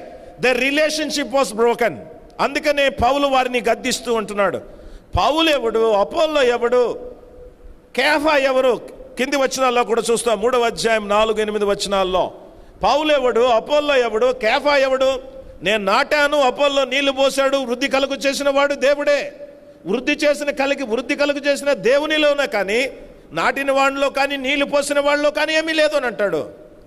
సో మన రిలేషన్షిప్ మన పొరుగు వారితో తెగడానికి కారణము రెండవది ఏమంటాడంటే, వారిని నువ్వు తోలనాడబాక, అవమానించబాక. నువ్వు అలాగూ చేస్తే దేవుని నీతిని నెరవేర్చిన వాడవు కాకుండా ఉంటావు. మూడవది అక్కడ ద్రోహి అనే మాటకి, వ్యర్థుడు అనే మాటకు రాయబడిన ఇంకొక మాట ఏంటంటే క్యారెక్టర్ అసాసినేషన్ అంటాడు. క్యారెక్టర్ అసాసినేషన్, ఒక నింద వేయడం. ఇవి జనరల్గా మనం ఆలోచన చేయొచ్చు. ఇప్పటికి మనం చాలాసార్లు చాలా మందితో మన రిలేషన్షిప్ బ్రేక్ అయి ఉంటుంది, ఇంక్లూడింగ్ వైఫ్ అండ్ హస్బెండ్. కోపం వలన కొన్ని రోజులు మాట్లాడుకున్నానో, లేకపోతే ఒక రోజంతా మాట్లాడుకున్నానో, లేకపోతే సమ్ టైం డిఫరెన్స్ వచ్చి ఉంటాయి. రెండవది, ఒకరినొకరు తక్కువ చేసి మాట్లాడుకోవడాన్ని బట్టి డిఫరెన్స్ వచ్చి ఉంటాయి. రిలేషన్షిప్ హాఫ్ అన్ అవరో 1 అవరో లేకపోతే వేరే వాళ్ళతో అయితే శాశ్వతంగా కూడా బ్రేకప్ అయిపోయి ఉంటుంది. మూడవది నింద వేయడం, క్యారెక్టర్ అసాసినేషన్ అంటారు. క్యారెక్టర్ అసాసినేషన్, ఒక వ్యక్తి మీద నింద వేయడం. మనకున్న జ్ఞానములో, మనకున్న పరిధిలో సులభంగా మనం మాట్లాడేస్తాం. మన నైజము ఎలాంటిదని జ్ఞాపకం చేసుకుంటే, అపోస్తుల కార్యములు 28వ అధ్యాయము మొదటి 6 వచనాల్లో ఉంది. అపోస్తుల కార్యం 28వ అధ్యాయం మొదటి 6 వచనాల్లో పౌలు ఇదిగో ఒక ద్వీపములోకి వెళ్ళాడు. పడవ బ్రద్దలైన తర్వాత అందరూ అక్కడ ఇదిగో మరి పౌలు ఆ కట్టి పుల్లలు ఏరి చలిగాచుకుంటూ ఉంటే పౌలు చేతికి ఒక విషసర్పము చుట్టుకునింది. అక్కడున్న వాళ్ళు అనుకున్నారు, ఇతడు నరహంతకుడు అయి ఉంటాడు, ఘోర పాపి అయి ఉంటాడు, అందువల్ల సముద్రం ఇతన్ని విడిచిపెట్టినా ఈ పాము చేతిలో వాడు జావాల్సి వచ్చింది అని అన్నారు. అట్లే చూస్తున్నారు, ఒళ్ళు వాస్తాదేమో, నీళ్ళు కొని చచ్చిపోతాడేమో, రక్తం కక్కుని చచ్చిపోతాడేమో అని అనుకుంటూ ఉంటే ఏమి జరగల. పౌలు ఇట్ అన్నాడు, పాము చచ్చింది కానీ పౌలుకేం కాల. అంతనే వాళ్ళు ఏమంటున్నారు, ఇతడు దేవదూత అన్నట్టు. Character assassination is common to us. ఒక వ్యక్తిని మనం ఏమనేస్తాం సులభంగా, నేను కూడా అంటూ ఉంటాను, ఏమంటాం, నువ్వు వేస్ట్ రా, లేకపోతే సాతాను ఉన్నట్టున్నావు కదరా. చిన్నదానికి కూడా ఒక్కొక్కసారి మనము క్యారెక్టర్ అసాసినేషన్లో చాలా పెద్ద నిందలు వేస్తూ ఉంటాం. That also will break our relationship. మన పొరుగువానితో, మన స్నేహితునితో ఇవి తెగిపోతూ ఉంటాయి ప్రియులారా, తెగిపోతూ ఉంటాయి. చూడండి, అపోస్తుల కార్యములు 15వ అధ్యాయము 36 నుండి 39 దాకా చదవండి. కొన్ని దినములైన తరువాత ఏ పట్టణములలో ప్రభు వాక్యం ప్రచురపరచితమో ఆయా ప్రతి పట్టణంలో ఉన్న సహోదరుల ఎదుకు తిరిగి వెళ్ళి వారు ఎలాగున్నారో మనము చూతమని పౌలు బర్నబాతో అనెను. అప్పుడు మార్కు అను మారు పేరు గల యోహాను వెంట పెట్టుకొని పోవుటకు బర్నబా ఇష్టపడెను. అయితే పౌలు పంపూలియాలో పని కొరకు తమతో కూడా రాక తమను విడిచిన వారిని వెంట పెట్టుకొని పోవుట యుక్తము కాదని తలంచెను. వారిలో తీవ్రమైన వాదనము కలిగినందున వారు ఒకరినొకడు విడిచి వేరైపోయిరి. చాలు చూడండి, మొదటి మిషనరీ జర్నీలో బర్నబా పౌలు కలిసి ప్రయాణం చేశారు. వాళ్ళతో మార్కు కూడా వెళ్ళాడు. అయితే మొదటి జర్నీలో ఒక చోట కొంత బ్రేక్ వచ్చినప్పుడు, అనగా మార్కు వాళ్ళని వదిలిపెట్టి వచ్చేసాడు. ఇప్పుడు సెకండ్ జర్నీకి వాళ్ళు స్టార్ట్ చేసిన సంఘాలను చూడడానికి ఇద్దరు బయలుదేరేటప్పుడు వాళ్ళిద్దరికీ తీవ్రమైన విమర్శలు వచ్చాయి. పౌలుని మొదట చేర్చుకొని అతన్ని సంఘానికి పరిచయం చేసి ఒక రకంగా అతనితో పరిచర్యను జరిగించిన వాడు బర్నబా. పౌలు బర్నబా మంచి సేవకులు, వాళ్ళిద్దరిలో కూడా డిఫరెంట్ ఆఫ్ ఒపీనియన్స్ మార్కు దగ్గర వచ్చాయి. మార్కును తీసుకొని వెళ్ళాలి, అతను మనకు అవసరమైన వాడని బర్నబా అంటే పౌలు అంటాడు, నో, వాడు మనల్ని మధ్యలో వదిలేసి వచ్చేసినాడు, అటువంటి వాడిని తీసుకొని పోవడానికి నేను ఒప్పుకోను. తీవ్ర విమర్శలు వచ్చాయంట బైబిల్లో రాయబడిన మాట ప్రకారం, ఇంటర్ప్రిటేషన్ కాదు. అప్పుడు ఇద్దరు వేరైపోయారంట. బర్నబా మార్కుని తీసుకొని పోయినాడు, పౌలు ఇదిగో శీలను తీసుకొని వెళుతుంటున్నాడు. అంటే ఒక్కొక్కసారి దాని తర్వాత కాలంలో ఇదే మార్కు పౌలుకి ఎంత ప్రియమైన వాడు అయ్యాడో. సో పౌలు కూడా కదా, చాలామంది చెప్తూ ఉంటారు పాస్టర్లు ఊరికనే సులభంగా అసాసినేట్ చేసేస్తారంట. అంటే ఈమె చాలా మంచిది అనుకునేస్తారంట, కానుక ఇచ్చేస్తానో ప్రార్థనలు చేస్తూ ఉంటాను, దాని తర్వాత చెప్తారు అమ్మ ఈమె పెద్ద యెజబెల్రా అంటారంట. ఒక్కొక్కసారి అంటే అది సులభంగా మనకు తెలియకుండానే పై రూపాన్ని చూచి మాటలను చూచి మనము బోల్తా కొట్టేస్తూ ఉంటాం. సో ప్రభు వారు ఇక్కడ చెప్తున్న మాట మూడవది, ఈ క్యారెక్టర్ అసాసినేషన్, నింద వేయడం ద్వారా కూడా రిలేషన్షిప్ తెగుతుంది. సో 3 మాటలు చెప్పాడు. How the relationship will break. ఒక మాట కోపము, రెండవది ఇన్సల్ట్ చేయడం, అవమానించడము, తోలనాడము, మూడవది నింద వేయడం, క్యారెక్టర్ అసాసినేషన్. అలాంటి వాడు, ఇలాంటి దానవు అని మనం మాట్లాడినప్పుడు రిలేషన్షిప్ దెబ్బతింటుంది. తద్వారా ఏమవుతున్నావంటే నువ్వు దేవుని నీతిని నెరవేర్చని వాడవవుతావు, దేవుని నీతిని నెరవేర్చని వాడవవుతావు. ఇక్కడ ఈ టెక్స్ట్ వరకు మనము బైండ్ అయితే ప్రభు అంటున్నాడు, నీవు నీ పొరుగువానితో ఎలాగూ నీ సంబంధాన్ని కొనసాగిస్తున్నావు. నేను నీ నీతిని ఎక్కడ చూస్తానంటే వాడితో నీవు ఎలాంటి సంబంధం, కోప్పడి వాడితో సంబంధం తెంచుకొని ఉన్నావా, వాడిని తూలనాడి ఎంతమందిని పోగొట్టుకొని ఉన్నావు, ఎంతమందితో నీకు డిఫరెంట్ ఆఫ్ ఒపీనియన్స్లో బతుకుతున్నావు, లేక వాడిని క్యారెక్టర్ అసాసినేషన్ చేసి వాళ్ళకి నిందించి వాడిని దూషించి నీవు ఎంతమందితో భేదాభిప్రాయాలు కలిగి బ్రతుకుతున్నావు. Our relationship, human relationship plays key role. మళ్ళీ చెప్తున్నాను, నువ్వెంత భక్తి చేసినా కదా, కొరింథీ పత్రిక 13వ అధ్యాయంలో అంటాడు కదా, భాషలతో మాట్లాడినా, ప్రవచించు కృపావరము కలిగినా, ఎన్ని కలిగినా మోగడి కంచును గనగలనాడు తాళమై ఉందునో, అంతేగాని ప్రేమ లేని వాడనైతే ఆ ప్రేమ ఎక్కడా? అదే రైచియస్నెస్, దేవుని ధర్మశాస్త్రము, నిన్ను వలె నీ పొరుగు వారిని ప్రేమించము. All the 10 commandments has come into one. దాన్ని మనము జరిగించకుండా చెబుతూ ఉంటే వీఆర్ ఈక్వల్ టు పారసిస్, పరిసయ్యులతో మనము సమానము, శాస్త్రులతో సమానము, వాళ్ళ కంటే మించిన నీతి. This is the character of ఆ పరిసయ్యులు శాస్త్రుల పరిస్థితి.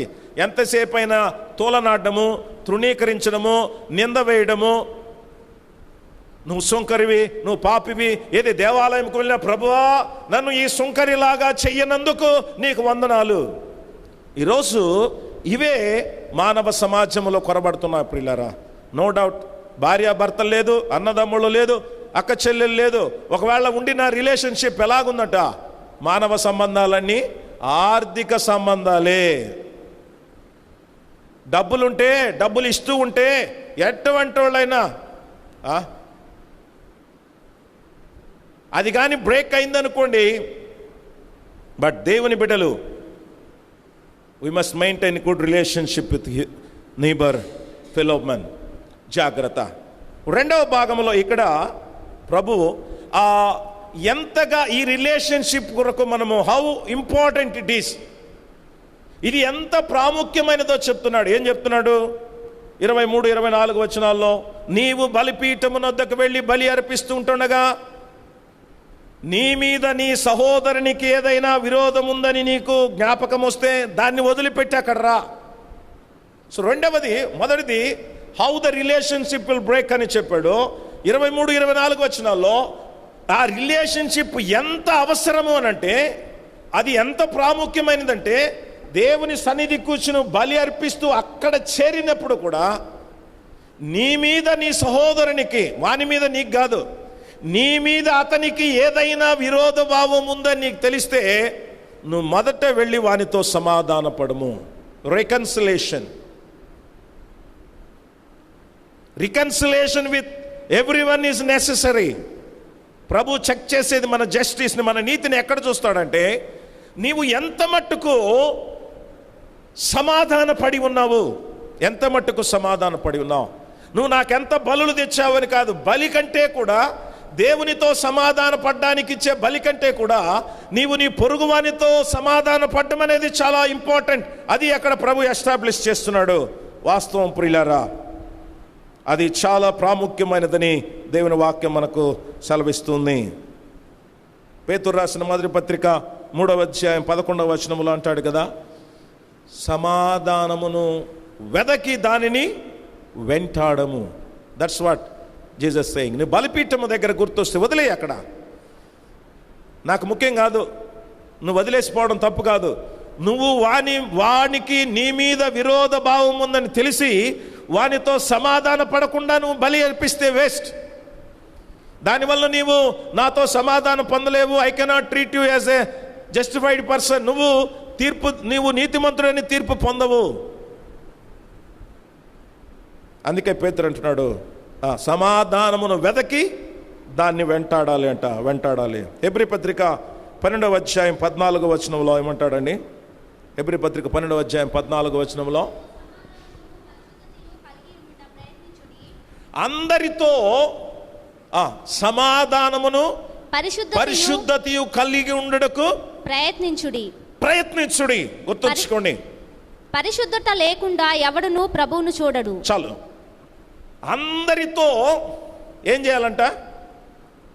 ప్రయత్నం చేయండి. ఏం చేయడానికి? సమాధానము కలిగి ఉండడానికి. దేవుడు రేపు తీర్పులో చూసేది నీ జస్టిస్, నీ రైచియస్నెస్ చూసేటప్పుడు నీవు ఎంతమందితో సమాధానంగా బ్రతికావు, ఎంతమందితో నీవు సమాధానంగా బతికావు. ఒకవేళ నీ మీద నింద వేస్తూ ఉన్నా, నిష్కారణముగా నీతో విరోధం పెట్టుకొనున్నా, వానితోనైనా నువ్వు సమాధాన పడాలేట. కష్టము, కానీ అంటున్నాడు నీవు అందరితో సమాధానము కలిగి ఉండడానికి ప్రయత్నం చేయి. పౌలు ఇంకొక మాట, గొప్ప మాట అంటాడు. రోమాపత్రిక 12వ అధ్యాయం 18వ వచనంలో చూడండి. రోమా 12:18, శక్యమైతే మీ చేతనైనంత మట్టుకు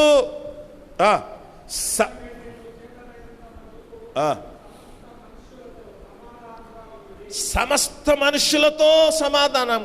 శక్యమైతే మీ చేతనైనంత మట్టుకు సమస్త మనుషులతో సమాధానంగా ఉండండి. నువ్వు ఎన్ని పాటలు నేర్చుకున్నావు, ఎన్ని పాటలు పాడావు, ఎంత కానుకిచ్చావు, ఎన్ని గుళ్ళు కట్టించావు, నువ్వు ఎన్ని గంటలు ప్రార్థన చేశావు, అవన్నీ ఒక లెక్క. భక్తే. కానీ తీర్పు తీర్చినప్పుడు వాటిని మానక వీటిని చెయ్యండి అని పరిశీలకు చెప్పినప్పుడు మన నీతి ఏమై ఉండాలంటే వాటితో పాటు ఇవి కూడా మనము చేసి ఉండాలి. ఎందరితో సమాధానము, అందరితో.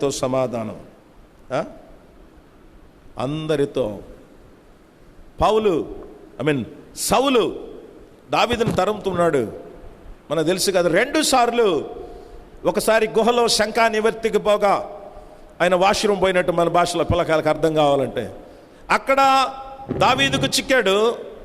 2వసారి ఇదిగో ఒక స్థలంలో నిద్రపోతుంటే అక్కడ చిక్కాడు. 2 సార్లు కూడా దావీదు హాని చేయలేదు. దావీదుతో ఉన్న మనుషుల్ని హాని చేయకుండా దూరంగా పోయి దావీదు సౌలుతో మాట్లాడాడు. అయ్యా, నువ్వు ఎవరిని తరుముతున్నావు నాయన? రాజా, నువ్వు ఎవరిని తరుముతున్నావు? నేను మిన్నల్లిని, కుక్క లాంటి వాడిని.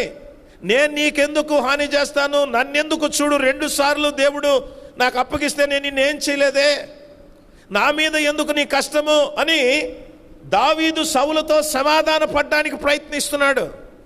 దావీదు మీద సౌలు కోపపడడానికి దావీదులో తప్పేమీ లేదు, కారణమేమీ లేదు.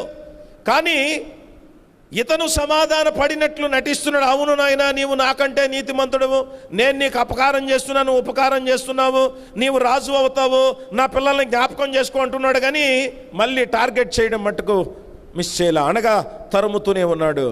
జాగ్రత్త. శక్యమైతే చేతనైనంత మట్టుకు సమస్త మనుషులతో సమాధానంగా ఉండండి. ఎలాగూ ఇది మత్తయి సువార్త 18వ అధ్యాయము 15 నుండి 17 వరకు చదవండి.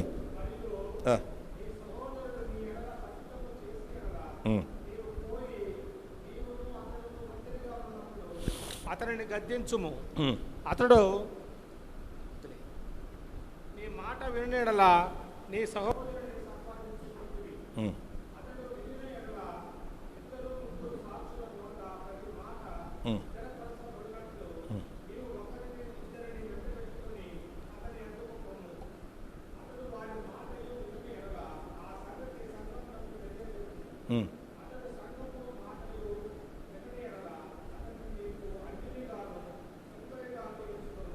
చూడండి ఎట్లా సమాధాన పడాలో చెప్తున్నాడు.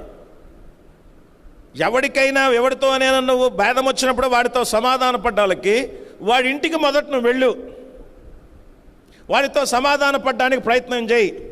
ఫెయిల్ అయినావా, దెన్ సంఘ పెద్దల్ని కొంతమందిని తీసుకొని పో, వాళ్ళు నువ్వు కలిసి మాట్లాడినప్పుడు కూడా రికన్సిలేషన్ లేదా, దెన్ ఇదిగో సంఘాన్ని తీసుకొని పో అంటున్నాడు. అప్పుడు కూడా కుదరలేదనుకో, దెన్ వాడిని అన్యునిగా సుంకరిగా ఎంచు. అంటే నువ్వు maximum you have to try your best. ఒక్కొక్కసారి అది సాధ్యము కాని పరిస్థితి కూడా ఏర్పడుతూ ఉంటుంది. కానీ అంత మాత్రాన వాడితో సమాధానము లేనంత మాత్రాన, వాడు మనతో సమాధాన పడనంత మాత్రాన వాడిని మనం శత్రువునిగా భావించకూడదంట. తెస్సలోనికైలకు రాసిన 2వ పత్రిక 3వ అధ్యాయము 14-15 వచనాలు చూడండి. 2వ తెస్సలోనికైలకు 3:14-15. ఈ పత్రిక మూలముగా మేము చెప్పిన మాట ఎవడైనను లోబడిని ఎడల అతన్ని కనిపెట్టి అతడు సిగ్గుపడు నిమిత్తము అతనితో సాంగత్యము చేయకుడి.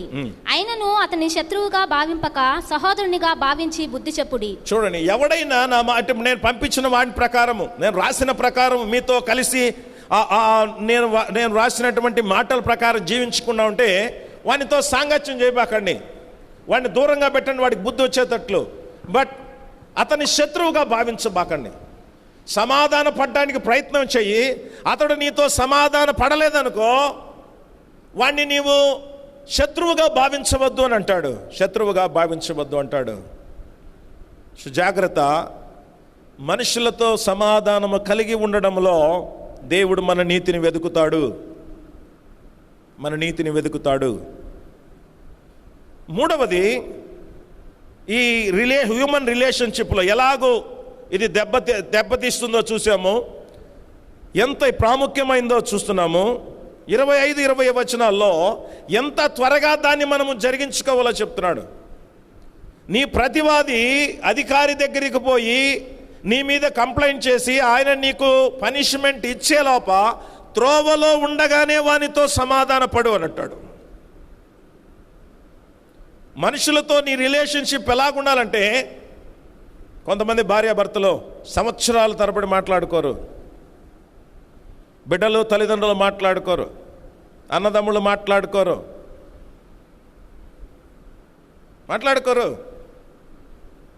గొప్ప గొప్ప సంఘాల్లో ఉంటారు, ఎప్పుడు తెల్లగుడ్లు వేసుకుంటారు. నేను విమర్శించడం కాదు, జరుగుతుందని చెప్తున్నా.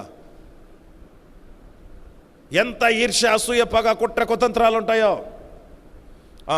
పాత దినాలు చెప్పేవాళ్ళు, ఇంటి మీద కాకి ఆ ఇంటి మీద వాలకూడదు, సమాధానమే ఉండదు.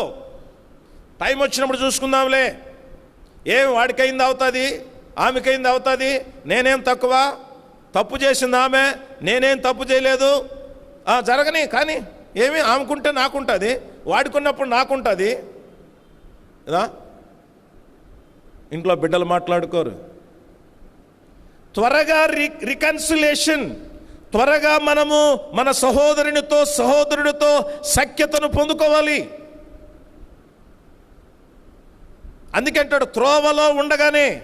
పై రెండిట్లో ఏంటంటే ఫాల్ట్ ఎదుటివాణిలో, ఎదుటివాణి తప్పు చేస్తే నువ్వు కోపడినప్పుడు, ఎదుటివానికి నీ మీద విరోధ భావం ఏముంటే సమాధానం. ఇక్కడ ఏంటంటే నీ తప్పు ఉంది, వాడు నీ మీద కంప్లైంట్ చేయబోతున్నాడు.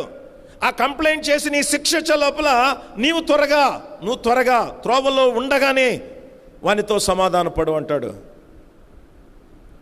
మానవ సంబంధం, హ్యూమన్ రిలేషన్షిప్ ఎంత ప్రాముఖ్యమైందో చూడండి. We are least bother about it. ఆదివారం వస్తే గుడి చేస్తున్నామా, సాయంకాలం అయితే ప్రార్థన చేసుకుంటున్నామా, ఉదయాన్నే ప్రార్థన చేసుకోకపోతే దినమంతా చిడిమిడిగా ఉంది, రాత్రి ప్రార్థన చేసుకోలేదు కనుక సరిగా పేడకలలు అది ఇది నిద్రపట్టలేదు, తలనొప్పి ఎట్సెట్రా. దానికంటే కూడా ప్రాముఖ్యమైంది ఆ దినమంతా నీ పొరుగువానితో నీవు ఎవరి మధ్య నివసించావో, ఎవరి మధ్య ఉద్యోగం చేసావో వాళ్ళతో నీ రిలేషన్షిప్ ఎలాగుంది. దానిని బట్టి ప్రభు తీర్పు తీరుస్తాడు. దానిని బట్టి ప్రభు నిన్ను ఇదిగో విమర్శకు లేక మహాసభకు లేక నరకాగ్నికి పాత్రునిగా చేస్తాడంట. జ్ఞాపకం చేసుకుందాం ప్రియులారా. దావీదు కోపంతో వస్తుండగానే త్రోవలో అబీగయీలు పోయి సమాధాన పడింది. లేకపోతే ఆ దినము నాబాలు ఇంటిలో మగపిల్లవాడనే ఉండే పరిస్థితే ఉండేది కాదు. చాలా సందర్భాలలో అబ్షాలోం తండ్రితో సమాధాన పడలేకపోయాడు. ఇదిగో దావీదైతే కొట్టుకలాడుతున్నాడు, తండ్రికి విరోధముగా మడమనెత్తాడు, తండ్రికి విరోధముగా రాజ్యాన్ని ఏర్పరచుకున్నాడు, తండ్రిని అడవుల పాలు చేశాడు. కానీ అతడు తిరిగి తండ్రితో సమాధాన పడడానికి ఆలస్యం చేశాడు, చేయలేకపోయాడు.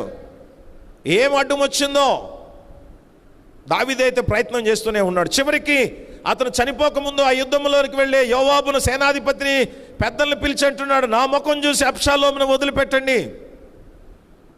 తండ్రి కుమారులే చూడండి ప్రియులారా. దేవుడు అంటున్నాడు, నీ పొరుగు వానితో సమాధాన పడి వానిని తృణీకరించకుండా, నింద వేయకుండా, if at all what may be the reason, నువ్వు నింద వేయడాన్ని బట్టో లేకపోతే అవమానపరచడాన్ని బట్టో, నీ కోపాన్ని బట్టో వాడి కోపాన్ని బట్టో నీ రిలేషన్షిప్ బ్రేక్ అయి ఉంటే యాజ్ ఎర్లీ యాజ్ పాసిబుల్, అతి తొందరగా నీవు వానితో సమాధానపడు. ఎందుకు అంత త్వరగా అంటున్నాడు? ఏమో ఏ రోజు మన లైఫ్ ఎండ్ అవుతుందో తెలియదు, ఏ రోజు ఎవరికి కరోనా వస్తుందో తెలియడంలా.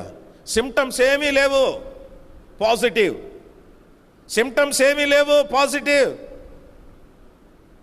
ఆ పాజిటివ్ బాగానే ఉన్నాం, సిమ్టమ్స్ ఏమో లేకుండా పోతున్నారు. జేసీబీ అవుతా ఉంది, జేసీబీ ఎత్తుకొచ్చి పొడొస్తూ ఉంది. ఏ రోజు ఏ క్షణంలో ఏమవుతుందో తెలియదు. దేవుని బిడ్డలమ్మగా దేవుడు ఆశించేది మనము దేవుని నీతిని జరిగించాలి. దేవుడు ఎక్కడ మన నీతిని చూస్తాడంటే పర్టిక్యులర్గా హ్యూమన్ రిలేషన్షిప్. సో ఫైనల్గా 4వ సంగతి జ్ఞాపకం. Why should we have this? మనము మన పొరుగువానితో సత్సంబంధము కలిగి దేవుని నీతిని ఎందుకు జరిగించాలి? రోమాపత్రిక 6వ అధ్యాయం 3వ వచనములో ఇక్కడ మనం చదువుకున్న పత్రిక, క్రీస్తులోనికి బాప్తిస్మము పొందిన మనమందరము ఆయన మరణములోనికి బాప్తిస్మం పొంది ఉన్నాము. అంటే ఏంటి? పేతురు రాసిన మొదటి పత్రిక 2వ అధ్యాయం 24వ వచనం చదవండి. మనము పాపముల విషయమై చనిపోయి నీతి విషయమై జీవించినట్లు ఆయన తానే తన శరీరమందు మన పాపములను మ్రాను మీద మోసుకొనెను. చూడండి, మన బాప్తిస్మములు ఏమై ఉంటాయి? క్రీస్తుతో కూడా పాతి పెట్టబడ్డాము, క్రీస్తుతో కూడా లేపబడ్డాం. నీళ్లలోకి ముంచి పైకి లేచినటువంటి మనము అనుభవం దేని సూచిస్తుందంటే క్రీస్తులో కూడా చనిపోయావు, క్రీస్తుతో కూడా లేపబడ్డావు. పాపం విషయంలో చనిపోయావు, దేని విషయం లేపబడ్డావు? నీతి విషయమై లేపబడ్డావు. గలతీ పత్రిక 3వ అధ్యాయం 2వ వచనం చూడండి. ఇది మాత్రమే మీ వలన తెలుసుకొని కోరుచున్నాను, ధర్మశాస్త్ర సంబంధ క్రియల వలన ఆత్మను పొందితిరా, లేక విశ్వాసముతో వినుట వలన పొందితిరా? మీరింత అవివేకులైతిరా. మొదట ఆత్మానుసారంగా ఆరంభించి ఇప్పుడు శరీరానుసారంగా పరిపూర్ణులగుదురా. చూడండి, క్రీస్తులోనికి బాప్తిస్మము పొందిన మీరు క్రీస్తును ధరించి ఉన్నారు అంటాడు. క్రీస్తు యేసులోనికి బాప్తిస్మము పొందిన మీరు క్రీస్తును ధరించి ఉన్నారు. సో బాప్తిస్మము నీవు పొందడాన్ని బట్టి what you are indicating, what you are addressing, నువ్వేమి ప్రకటిస్తున్నావంటే నేను పాపం విషయంలో చనిపోయాను, నీతి విషయంలో తిరిగి జీవిస్తున్నాను. అంటే నేను ఇక నీతిమంతునిగా తీర్చబడ్డాను, నీతిమంతునిగా జీవించడానికి నేను సిద్ధపడి ఉన్నాను. నేను బాప్తిసం ద్వారా నీతిమంతునిగా తీర్చబడి ఉన్నాను. ఇక నా లైఫ్ స్టైల్ ఎలాగుంటుందంటే నీతిమంతునిగానే. బాప్తిస్మము పొందిన ప్రతి బిడ్డ, బాప్తిసం పొందిన ప్రతి క్రైస్తవుని యొక్క రెస్పాన్సిబిలిటీ, బాప్తిసం పొందిన ప్రతి క్రైస్తవుని యొక్క క్యారెక్టర్ నీతిగా జీవించడం. అందుకే ప్రభు అంటున్నాడు, మీ నీతి శాస్త్రుల నీతి, పరిచయుల నీతి కంటే అధికమండి. వాళ్ళు చెప్తారు, చెయ్యరు. వాళ్ళు నా విషయంలో కరెక్ట్గా ఉంటారు కానీ తమ పొరుగువాని విషయంలో కరెక్ట్గా ఉండరు. మీరు దాన్ని అధిగమించాలి. నీ పొరుగువానితో నీ రిలేషన్షిప్లోనే నేను ఎక్కువ రైచియస్నెస్ గమనిస్తాను ప్రభు అంటున్నాడు. ఫైనల్గా అపోస్తుల కార్యములు 17వ అధ్యాయము 31వ వచనం చూడండి. Why should we have a righteous life? ఎందుకనగా తాను నియమించిన మనుషుని చేత నీతిని అనుసరించి భూలోకమునకు తీర్పు తీర్చబోయేడి ఒక దినమును నిర్ణయించి ఉన్నాడు. చూడండి, మళ్ళీ ఒకసారి జాగ్రత్తగా చిన్నగా చదువునైనా. ఎందుకనగా తాను నియమించిన మనుషుని చేత నీతిని అనుసరించి భూలోకమునకు తీర్పు తీర్చబోయేడి ఒక దినమును నిర్ణయించి, భూలోకమునకు తీర్పు తీర్చిడి ఒక దినమును ఆయన ఏం చేస్తున్నాడంట? నియమించి ఉన్నాడు, నిర్ణయించున్నాడు. దేనిని బట్టి తీర్పు తీరుస్తాడంట భూలోకానికి? దేనిని బట్టి అండి? దేనిని బట్టి? నీతిని బట్టి. ఎందుకు మీ నీతి శాస్త్రుల నీతి, పరిచయుల నీతి కంటే అధికముగా ఉండాలని ప్రభు చెప్పాడంటే, నీతిని బట్టి తీర్పు, నీ భక్తిని బట్టి కాదు. నీతిగా జీవించేవాడికి నీతిగా జీవించడం ఎప్పుడు సాధ్యమవుతుందంటే దేవుని ఎడల భయభక్తులు కలిగినప్పుడే. సో నీతి ఉంటే ఆటోమేటిక్గా భక్తి ఉంటుంది. కానీ మనకు భక్తి ఉంది కానీ నీతి లేదు. ఆ భక్తి సరైనది కాదు. పరిచయుల నీతి, శాస్త్రుల నీతి లాంటిది. అది నిన్ను నన్ను పరలోక రాజ్యంలోనికి చేర్చదు. ఎందుకంటే కొలవబడేది నీతిని బట్టి. నీతిని బట్టి తీర్పు తీర్చేది ఒక దినం ఉంది. ప్రభునందు ప్రియ దేవుని సంగమా, ఈ లైవ్ ద్వారా దేవుని మాటలు వింటున్నటువంటి ప్రియులారా, ఇది నాన్న ప్రభు నేను నన్ను హెచ్చరిస్తున్నాడు. నీ నీతి ఎలాగుంది? నీ నీతి ఎలాగుంది? నీ నీతిని ప్రభు వెతికేది. శాస్త్రంలో, పరిచయులలో, సద్దుకైలలో కనబడనిది మనలో కనబడాలని ప్రభువు మనకు వాక్యం ఇచ్చాడు. హ్యూమన్ రిలేషన్షిప్, నీ పొరుగువానితో, నీ సహోదరునితో, నీ సంబంధ బాంధవ్యంలో దేవుడు నీతిని వెతుకుతాడు.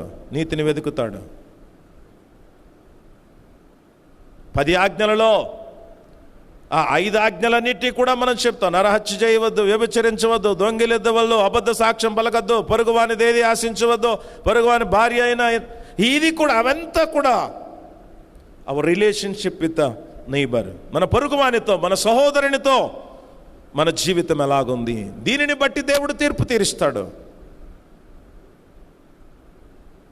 జాగ్రత్త పడదాం. ఏ దినం ఏమి జరుగుతుందో మనకు అర్థం కావడం లేదు. ఏ దినం ఏం జరుగుతుందో అర్థం కావడం లేదు. ఒక పక్క ఆ మందు, ఈ మందు, ఆ చిట్కా, ఈ చిట్కా చెప్తున్నారు. ఒక పక్క లెక్కలేనన్ని మరణాలను మనం చూస్తున్నాం. ఇది నాన్న ప్రభు మరొక్కసారి మనల్ని హెచ్చరిస్తున్నాడు. సమాధానపడండి. శక్యమైనంత వరకు, మీ చేతనైనంత మట్టుకు have a good relationship with everyone.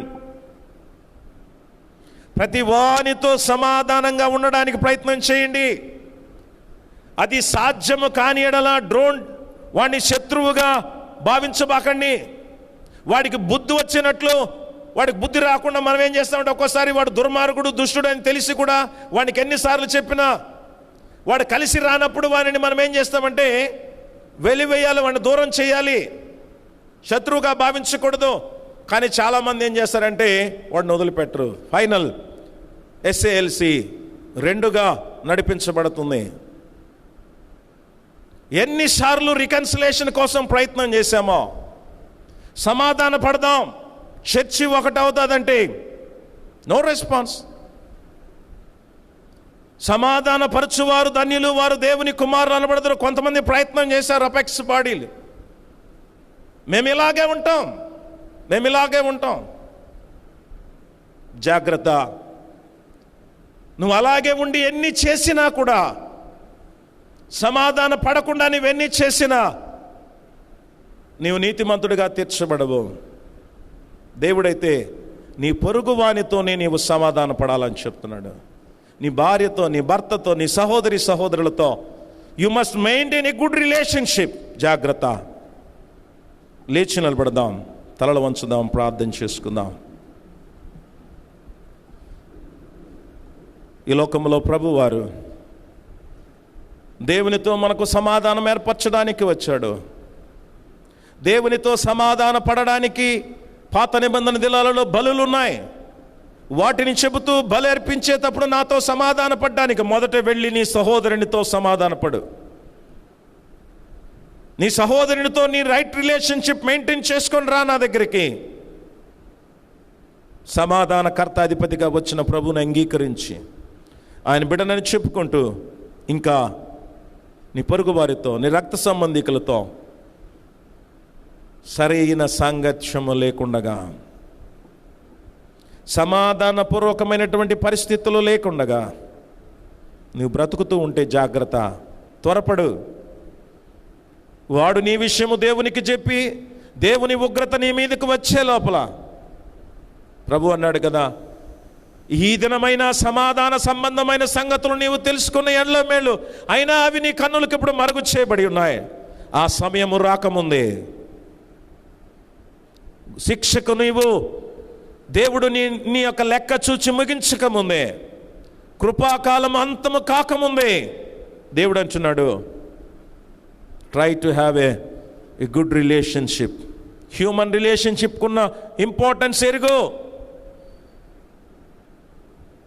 తొలనాడబాక, నింద వేయబాక, కోపపడి కోపాన్ని అలాగే పాపానికి చాటిచ్చే పరిస్థితి కలుగు చేసుకుని దూరస్తుడవు కావద్దు. ప్రభు నిన్ను నన్ను హెచ్చరిస్తున్నాడు. ఏం ఎత్తుకొని పోతామో తెలియదు. పెద్ద కుటుంబంలో పుట్టిన, if you die with corona only JCB will carry your body. JCB మట్టి వేయడానికి కూడా మనుషులు లేరంటే రావడం లేదు, రాలేరు, రాకూడదు, రానివ్వరు. ఒకడు మహారాజులాగా బ్రతికి తగిన రీతిలో సమాధి చేయబడని ఎడల వాని గతి చచ్చిన కుక్క కంటే హీనంగా ఉంటుందని ప్రసంగ గ్రంథం చెప్తున్నాడు. నీ అహంకారము, నీ దురాలోచనలు, నీ దుర్బుద్ధి, నీ పొరుగువాని పట్ల నీకున్నటువంటి హేయ స్వభావము నిన్ను అనీతిమంతునిగా తీరుస్తుంది, నిన్ను నరకాగ్నికి లోను చేస్తుంది. జాగ్రత్త పడు. ఎవరితో నీకు రైట్ రిలేషన్షిప్ లేదో ఈ సమయంలో ఆలోచన చేసుకుని ప్రభు దగ్గర అడుగు. ప్రభు, give me the mind of forgiveness. క్షమించే హృదయం నాకు దయచేయ ప్రభు అని అడుగు. సమాధాన పడతాను ప్రభా. ఎప్పుడు ఏమవుతుందో నాకు తెలియదు. నేను తీర్పులోకి నీతిని బట్టి తీర్పు తీర్చబడతానని చెప్పాను ప్రభుని అడుగు. దయగల దేవా, కృపగల తండ్రి, పరిశుద్ధుడా, మీ కొందనాలు స్తోత్రాలు. ఈ మధ్యకాల సమయంలో ప్రభువా, మా భక్తి జీవితంలో నీతి ఎంత ప్రాముఖ్యమైనదో, ఆ నీతి కూడా మా తోటి వారితో మా జీవన శైలిలోనే నువ్వు నీతిని వెతుకుతాం. వాని పట్ల మా ప్రవర్తన ఎలాగుంది? ఇది నా లేఖనానుసారముగా మీరు మాతో మాట్లాడిన అనుభవాలను బట్టిస్తూ ఇంకా చాలా ఉన్నాయి మా పొరుగు వానితో మా జీవన విధానాల్లో. ఈ రోజుకి మీరు మాట్లాడిన ఈ సంగతులలో మేము ఎంత మట్టుకు మా కోపం వలన మనుషులతో సంబంధాలు తెగిపోయి ఉన్నాయి. ఇదిగో నాయన, అవమానించడం, తూలనాడడం వలన ఎంతమందితో మా సంబంధాలు తెగిపోయి ఉన్నాయి. ఇదిగో ప్రభువా, నింద వేయడాన్ని బట్టి ఇదిగో నా ప్రభువా, మేము ఎంతమందితో మా యొక్క సంబంధాలు తెగిపోయి ఉన్నాయో, అది ఎంత ప్రాముఖ్యమైనదో, ఎంత త్వరగా దాని విషయంలో మమ్మల్ని మేము రెక్టిఫై చేసుకోవాలో, ఎందుకు చేసుకోవాలో మీరు మాకు బోధించారు. వాక్యానుసారమైన బ్రతుకులు దయచేయమని ఎవరైతే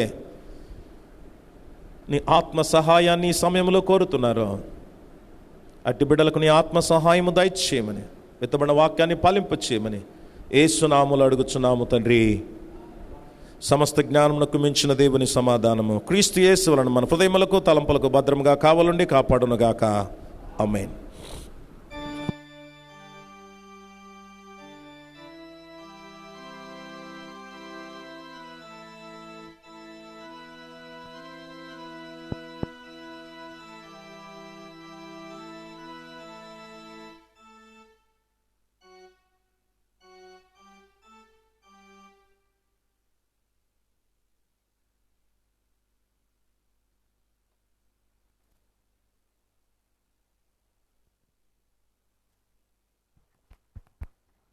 మోసపోకుడే దేవుడు వెక్కిరింపరుడు, మనుషుడు ఏం విత్తునో అదే పంటను కోయను. కానుకలు పడుచుంటుండగా పరమాజీవము నాకు నివాని కీర్తన పాడుకుందాం. పరమాజీవము నాకు నివా, తిరిగి లేచెను నాతో నుండా. పరమాజీవము నాకు నివా, తిరిగి లేచెను నాతో నుండా.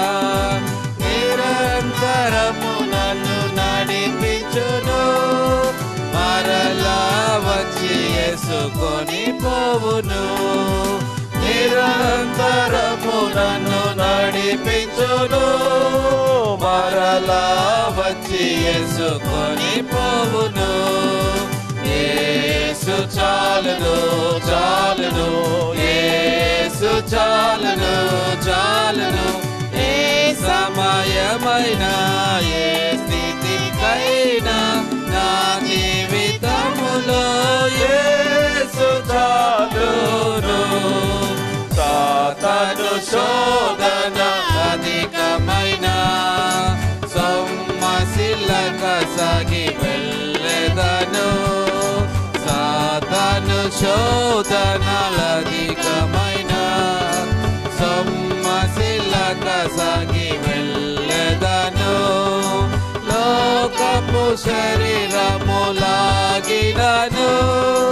లోబడక నేను వెళ్ళెదను. లోకపు శరీరములాగినను లోబడక నేను వెళ్ళెదను. యేసు చాలును చాలును, యేసు చాలును చాలును.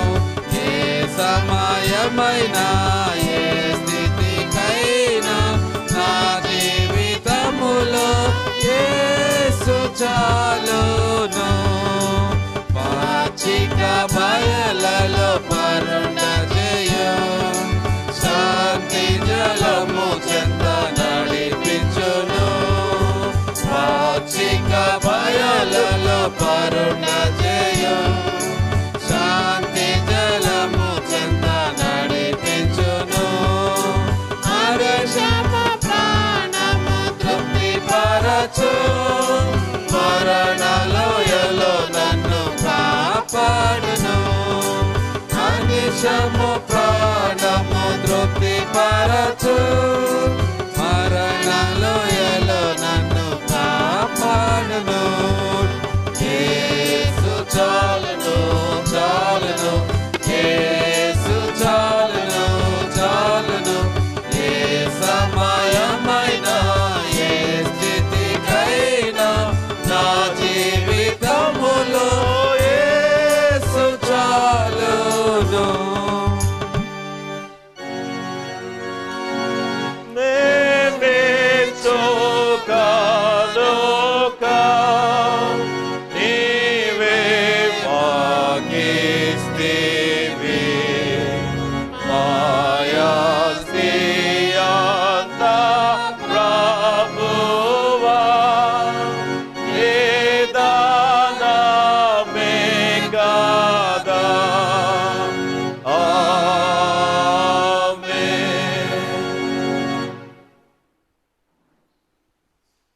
ప్రత్యేక ప్రార్థన కోరేవారు ఎవరైనా ఉంటే ముందుకు రావాల్సిందిగా మనం చేయబడుతున్నారు.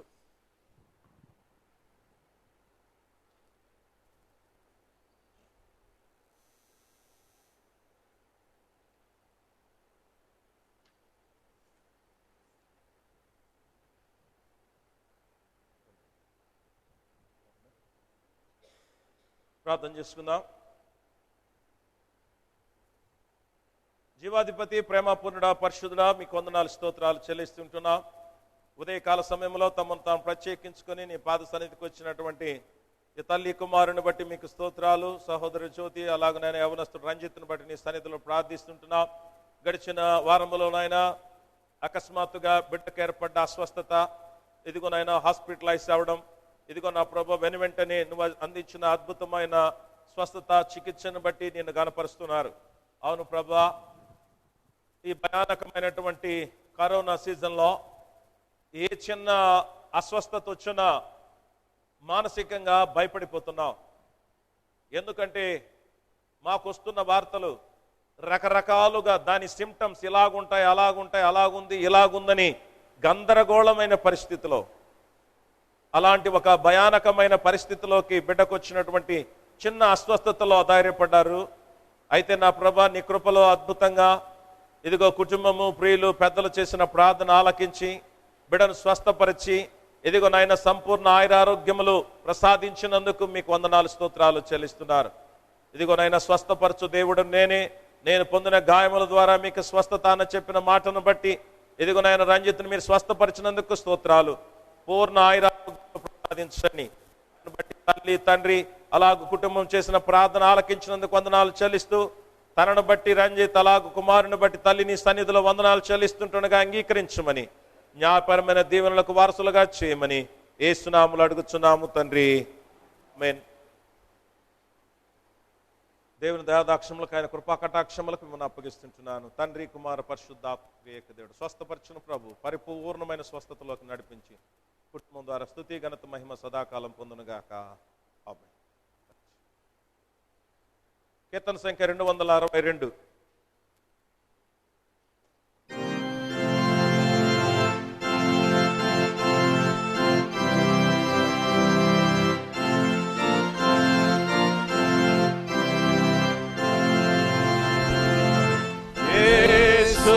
ఆత్మ ప్రేముడా నేనే ఆశ్రయించెదా, గాలివాన కొట్టగా గొప్పయలలు లేవగా, జీవబాధలన్నిట నన్ను దాచు రక్షక, నన్ను నాటి సత్కృప ఆత్మరేవో దేశమా, దిక్కులేని ఆత్మకు వేరు ప్రభులేదయా, ఒంటిగాను విడ్వకు నన్ను నాదరింపుమా, నిన్నే నమ్మినానిక, నీవే నాదు తోడవు, రాపులేని నాతల నీదు రేఖ కప్పుము, క్రీస్తుని నీ కోరుదు, చీకునని నీకడ, పడ్డవారినెత్తుము, స్వస్థపరచు రోగులను, నీవు నిర్మలుండవే, దేవానే నా శుద్ధుడా, నీవు సత్యరూపివే, నేనా సత్యవంతుడా, పాపమెల్ల మానుపా, నీదు ప్రేమ చాలును, మార్పు నీళ్ళు పార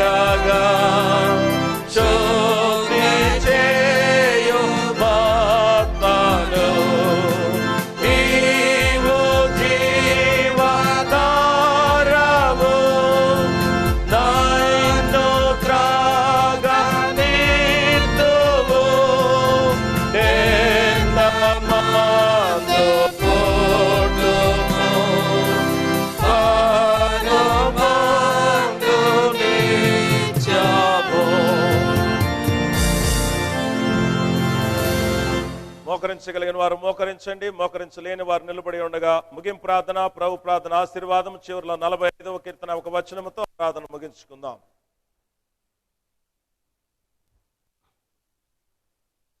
జీవాధిపతి పరిశుద్ధుడా, ప్రేమపూర్ణుడా, మీకు వందనాలు, స్తోత్రాలు. మరి యొక్క ఆరాధనా దినాన్ని మీరు మాకు ఇచ్చినందుకు స్తోత్రాలు. ఇదిగో నాయన, దినమే కాదు ప్రతినిత్యము నేను స్తుతించి ఆరాధించవలసిన వారము. ప్రత్యేకముగా నాయన, మరి ఈ పరిశుద్ధ దినాలలో నీ సన్నిధానంలోనికి రాలేని పరిస్థితుల్లో అనేకులు ఇదిగో నాయన లైవ్ ఆరాధనల ద్వారా నిన్ను గణపరుస్తున్న బిడ్డలు, అలాగూ ప్రత్యక్షంగా రాగలిగిన బిడ్డలు కొందరు. ఈ రీతిగా నా ప్రభు ప్రత్యక్ష పరోక్ష రీతిలో మేము నాయన సంఘాలముగా, సహవాసులుగా, సహోదరి సహోదరులుగా నిన్ను ఆరాధించే కృప మరొకసారి ఇదిగో నాయన మాకందరికి ఇచ్చినందుకు స్తోత్రాలు. ఆరాధనలో ఇప్పటి వరకు నీ సన్నిధి నడిపింపు మాకు ఇచ్చారు నైనా. విత్తబడిన వాక్యాన్ని ఫలింపు చేయమని అడుగుతుంటున్నాం నైనా. మా నీతి ఇదిగో నా ప్రభా శాస్త్రుల నీతి పరిశీల నీతి కంటే అధికంగా ఉండాలన్నావు నైనా. మమ్మల్ని మేము పరీక్షించుకోవడానికి కృప చూపమని అడుగుతూ ఉంటున్నాం నైనా. గడిచిన వారమంతా కాపాడావు.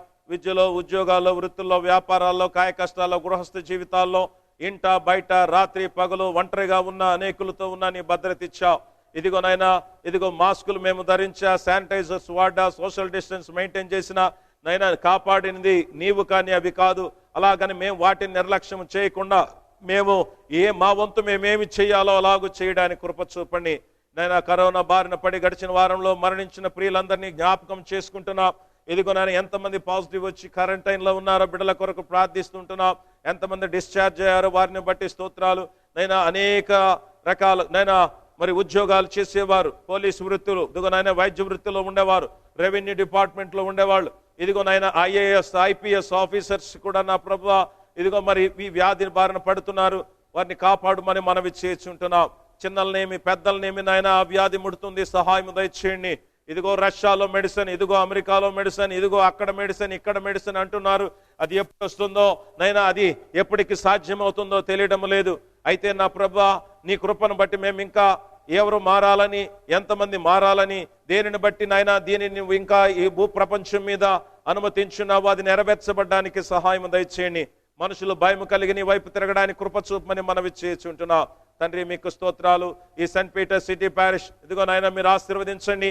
ఈ చిన్న సంఘానికి మీరు ఇస్తున్న ప్రతి మేలును బట్టి స్తోత్రాలు. ఇప్పటి వరకు నైనా మందిర నిర్మాణం పట్ల, సంఘ నిర్మాణం పట్ల మీరు చూపిన కృపను బట్టి మీకు స్తోత్రాలు, వందనాలు చెల్లిస్తుంటున్నాం. సంఘ బిడ్డలు ఏ దేశంలో, రాష్ట్రంలో, ప్రాంతంలో చెదిరి ఉన్నారో వారందరినీ జ్ఞాపకం చేసుకోమని అడుగుతుంటున్నాం. సంఘంలో ఎవరు అస్వస్థగా ఉన్నా జ్ఞాపకం చేసుకోమని మనవి చేయించుంటున్నాం. ఇదిగో నా ప్రభా మీకు స్తోత్రాలు. అలాగూ నాయన లైవ్ ఆరాధనలో, ఈ సంఘ ఆరాధనలో పాల్గొంటున్న, లైవ్ లో వీక్షించిన ప్రతి బిడ్డ కొరకు ప్రార్థిస్తున్నాను. పేరు పేరువంతును ఆశీర్వదించండి. ఇదిన పుట్టుక దినాలు జరుపుకునే బిడ్డలు, వివాహ దినాలు జరుపుకునే బిడ్డలను జ్ఞాపకం చేసుకుంటున్నాం. కనికరించండి, కృప చూపండి నైనా. మరి ప్రియులలో, కుటుంబాలలో, సంఘాల్లో శాంతి సమాధానం దయచేయండి. దక్షిణాంధ్ర లూథరన్ సంఘం యొక్క ఐక్యత కొరకు ప్రార్థిస్తున్నాం. సహాయం దయచేయమని విజ్ఞాపన చేయించుంటున్నాం. మీకు వందనాలు, స్తోత్రాలు చెల్లిస్తుంటున్నాం నాయన. అధికారులు, పరిపాలకుల కొరకు ప్రార్థిస్తున్నాం. కృప చూపండి. విధవరానాథుల కొరకు ప్రార్థిస్తున్నాం. సహాయం దయచేయమని అడుగుతూ ఉంటున్నాం నైనా. మరి ఎక్కడెక్కడ నీ నామం ప్రకటించబడుతుందో అంతటా మీరు మహిమ పొందమని మనవి చేస్తూ ఇదిగో నాయన ఏదైనా పరిచర్లో పాల్గొన్న బిడ్డలను బట్టి మీకు స్తోత్రాలు, ఏర్పాట్లో సహకరించిన బిడ్డలను బట్టి మీకు వందనాలు, స్తోత్రాలు చెల్లిస్తూ నిశ్చితమైతే మేము సజీవులుగా ఉంటే, నీ రాకడ ఆలస్యమైతే తిరిగి నీ సన్నిధిలో కనబడ పర్యంతం నీ కృపకు అప్పగించుకుంటూ ఇదిగో నాయన అడగమర్చిన అవసరమైనవి నీ గుప్పిలివి ప్రతి బిడ్డకు దయచేయమని యేసు నామములో అడిగి వేడుకొనుచున్నాము స్వామి. పరలోకమందున్న మా తండ్రి, నీ నామం పరిశుద్ధపరచబడును గాక, నీ రాజ్యం వచ్చును గాక, నీ చిత్తం పరలోకమందు జరుగుచున్నట్లు భూమి ఏం జరుగును గాక. మా అనుదిన ఆహారం నేడు మాకు దయచేయము. మా ఇళ్ళ అపరాధం చేసిన వారిని మేము క్షమించిన ప్రకారం మా అపరాధములు క్షమించు. మా శోధనలను తేకాదృష్టిని తప్పించు. రాజ్యమును, శక్తియు, మహిమయు నిరంతరం నీవైన స్వామి. ఆమేన్. ప్రభు నిన్ను ఆశీర్వదించి నిన్ను కాపాడునుగాక.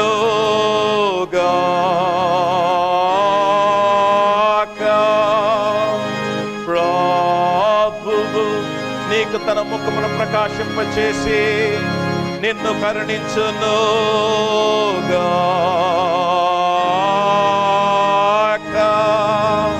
ప్రభువు నీ మీద తన సన్నిధి కాంతిని ఉదయింపచేసి నీకు సమాధానము కలుగజేయునుగాక.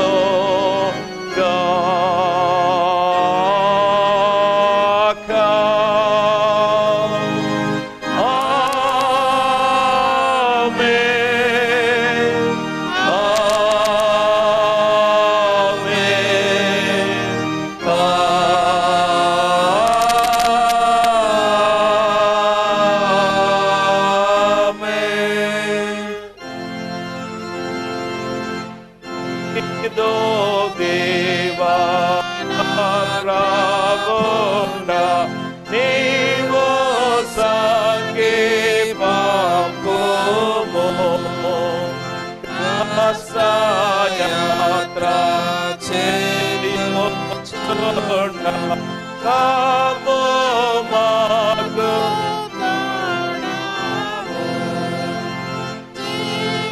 మాకు చేతమము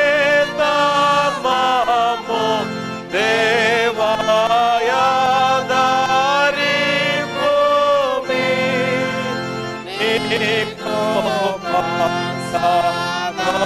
జనము మేము పొందచేయుమి.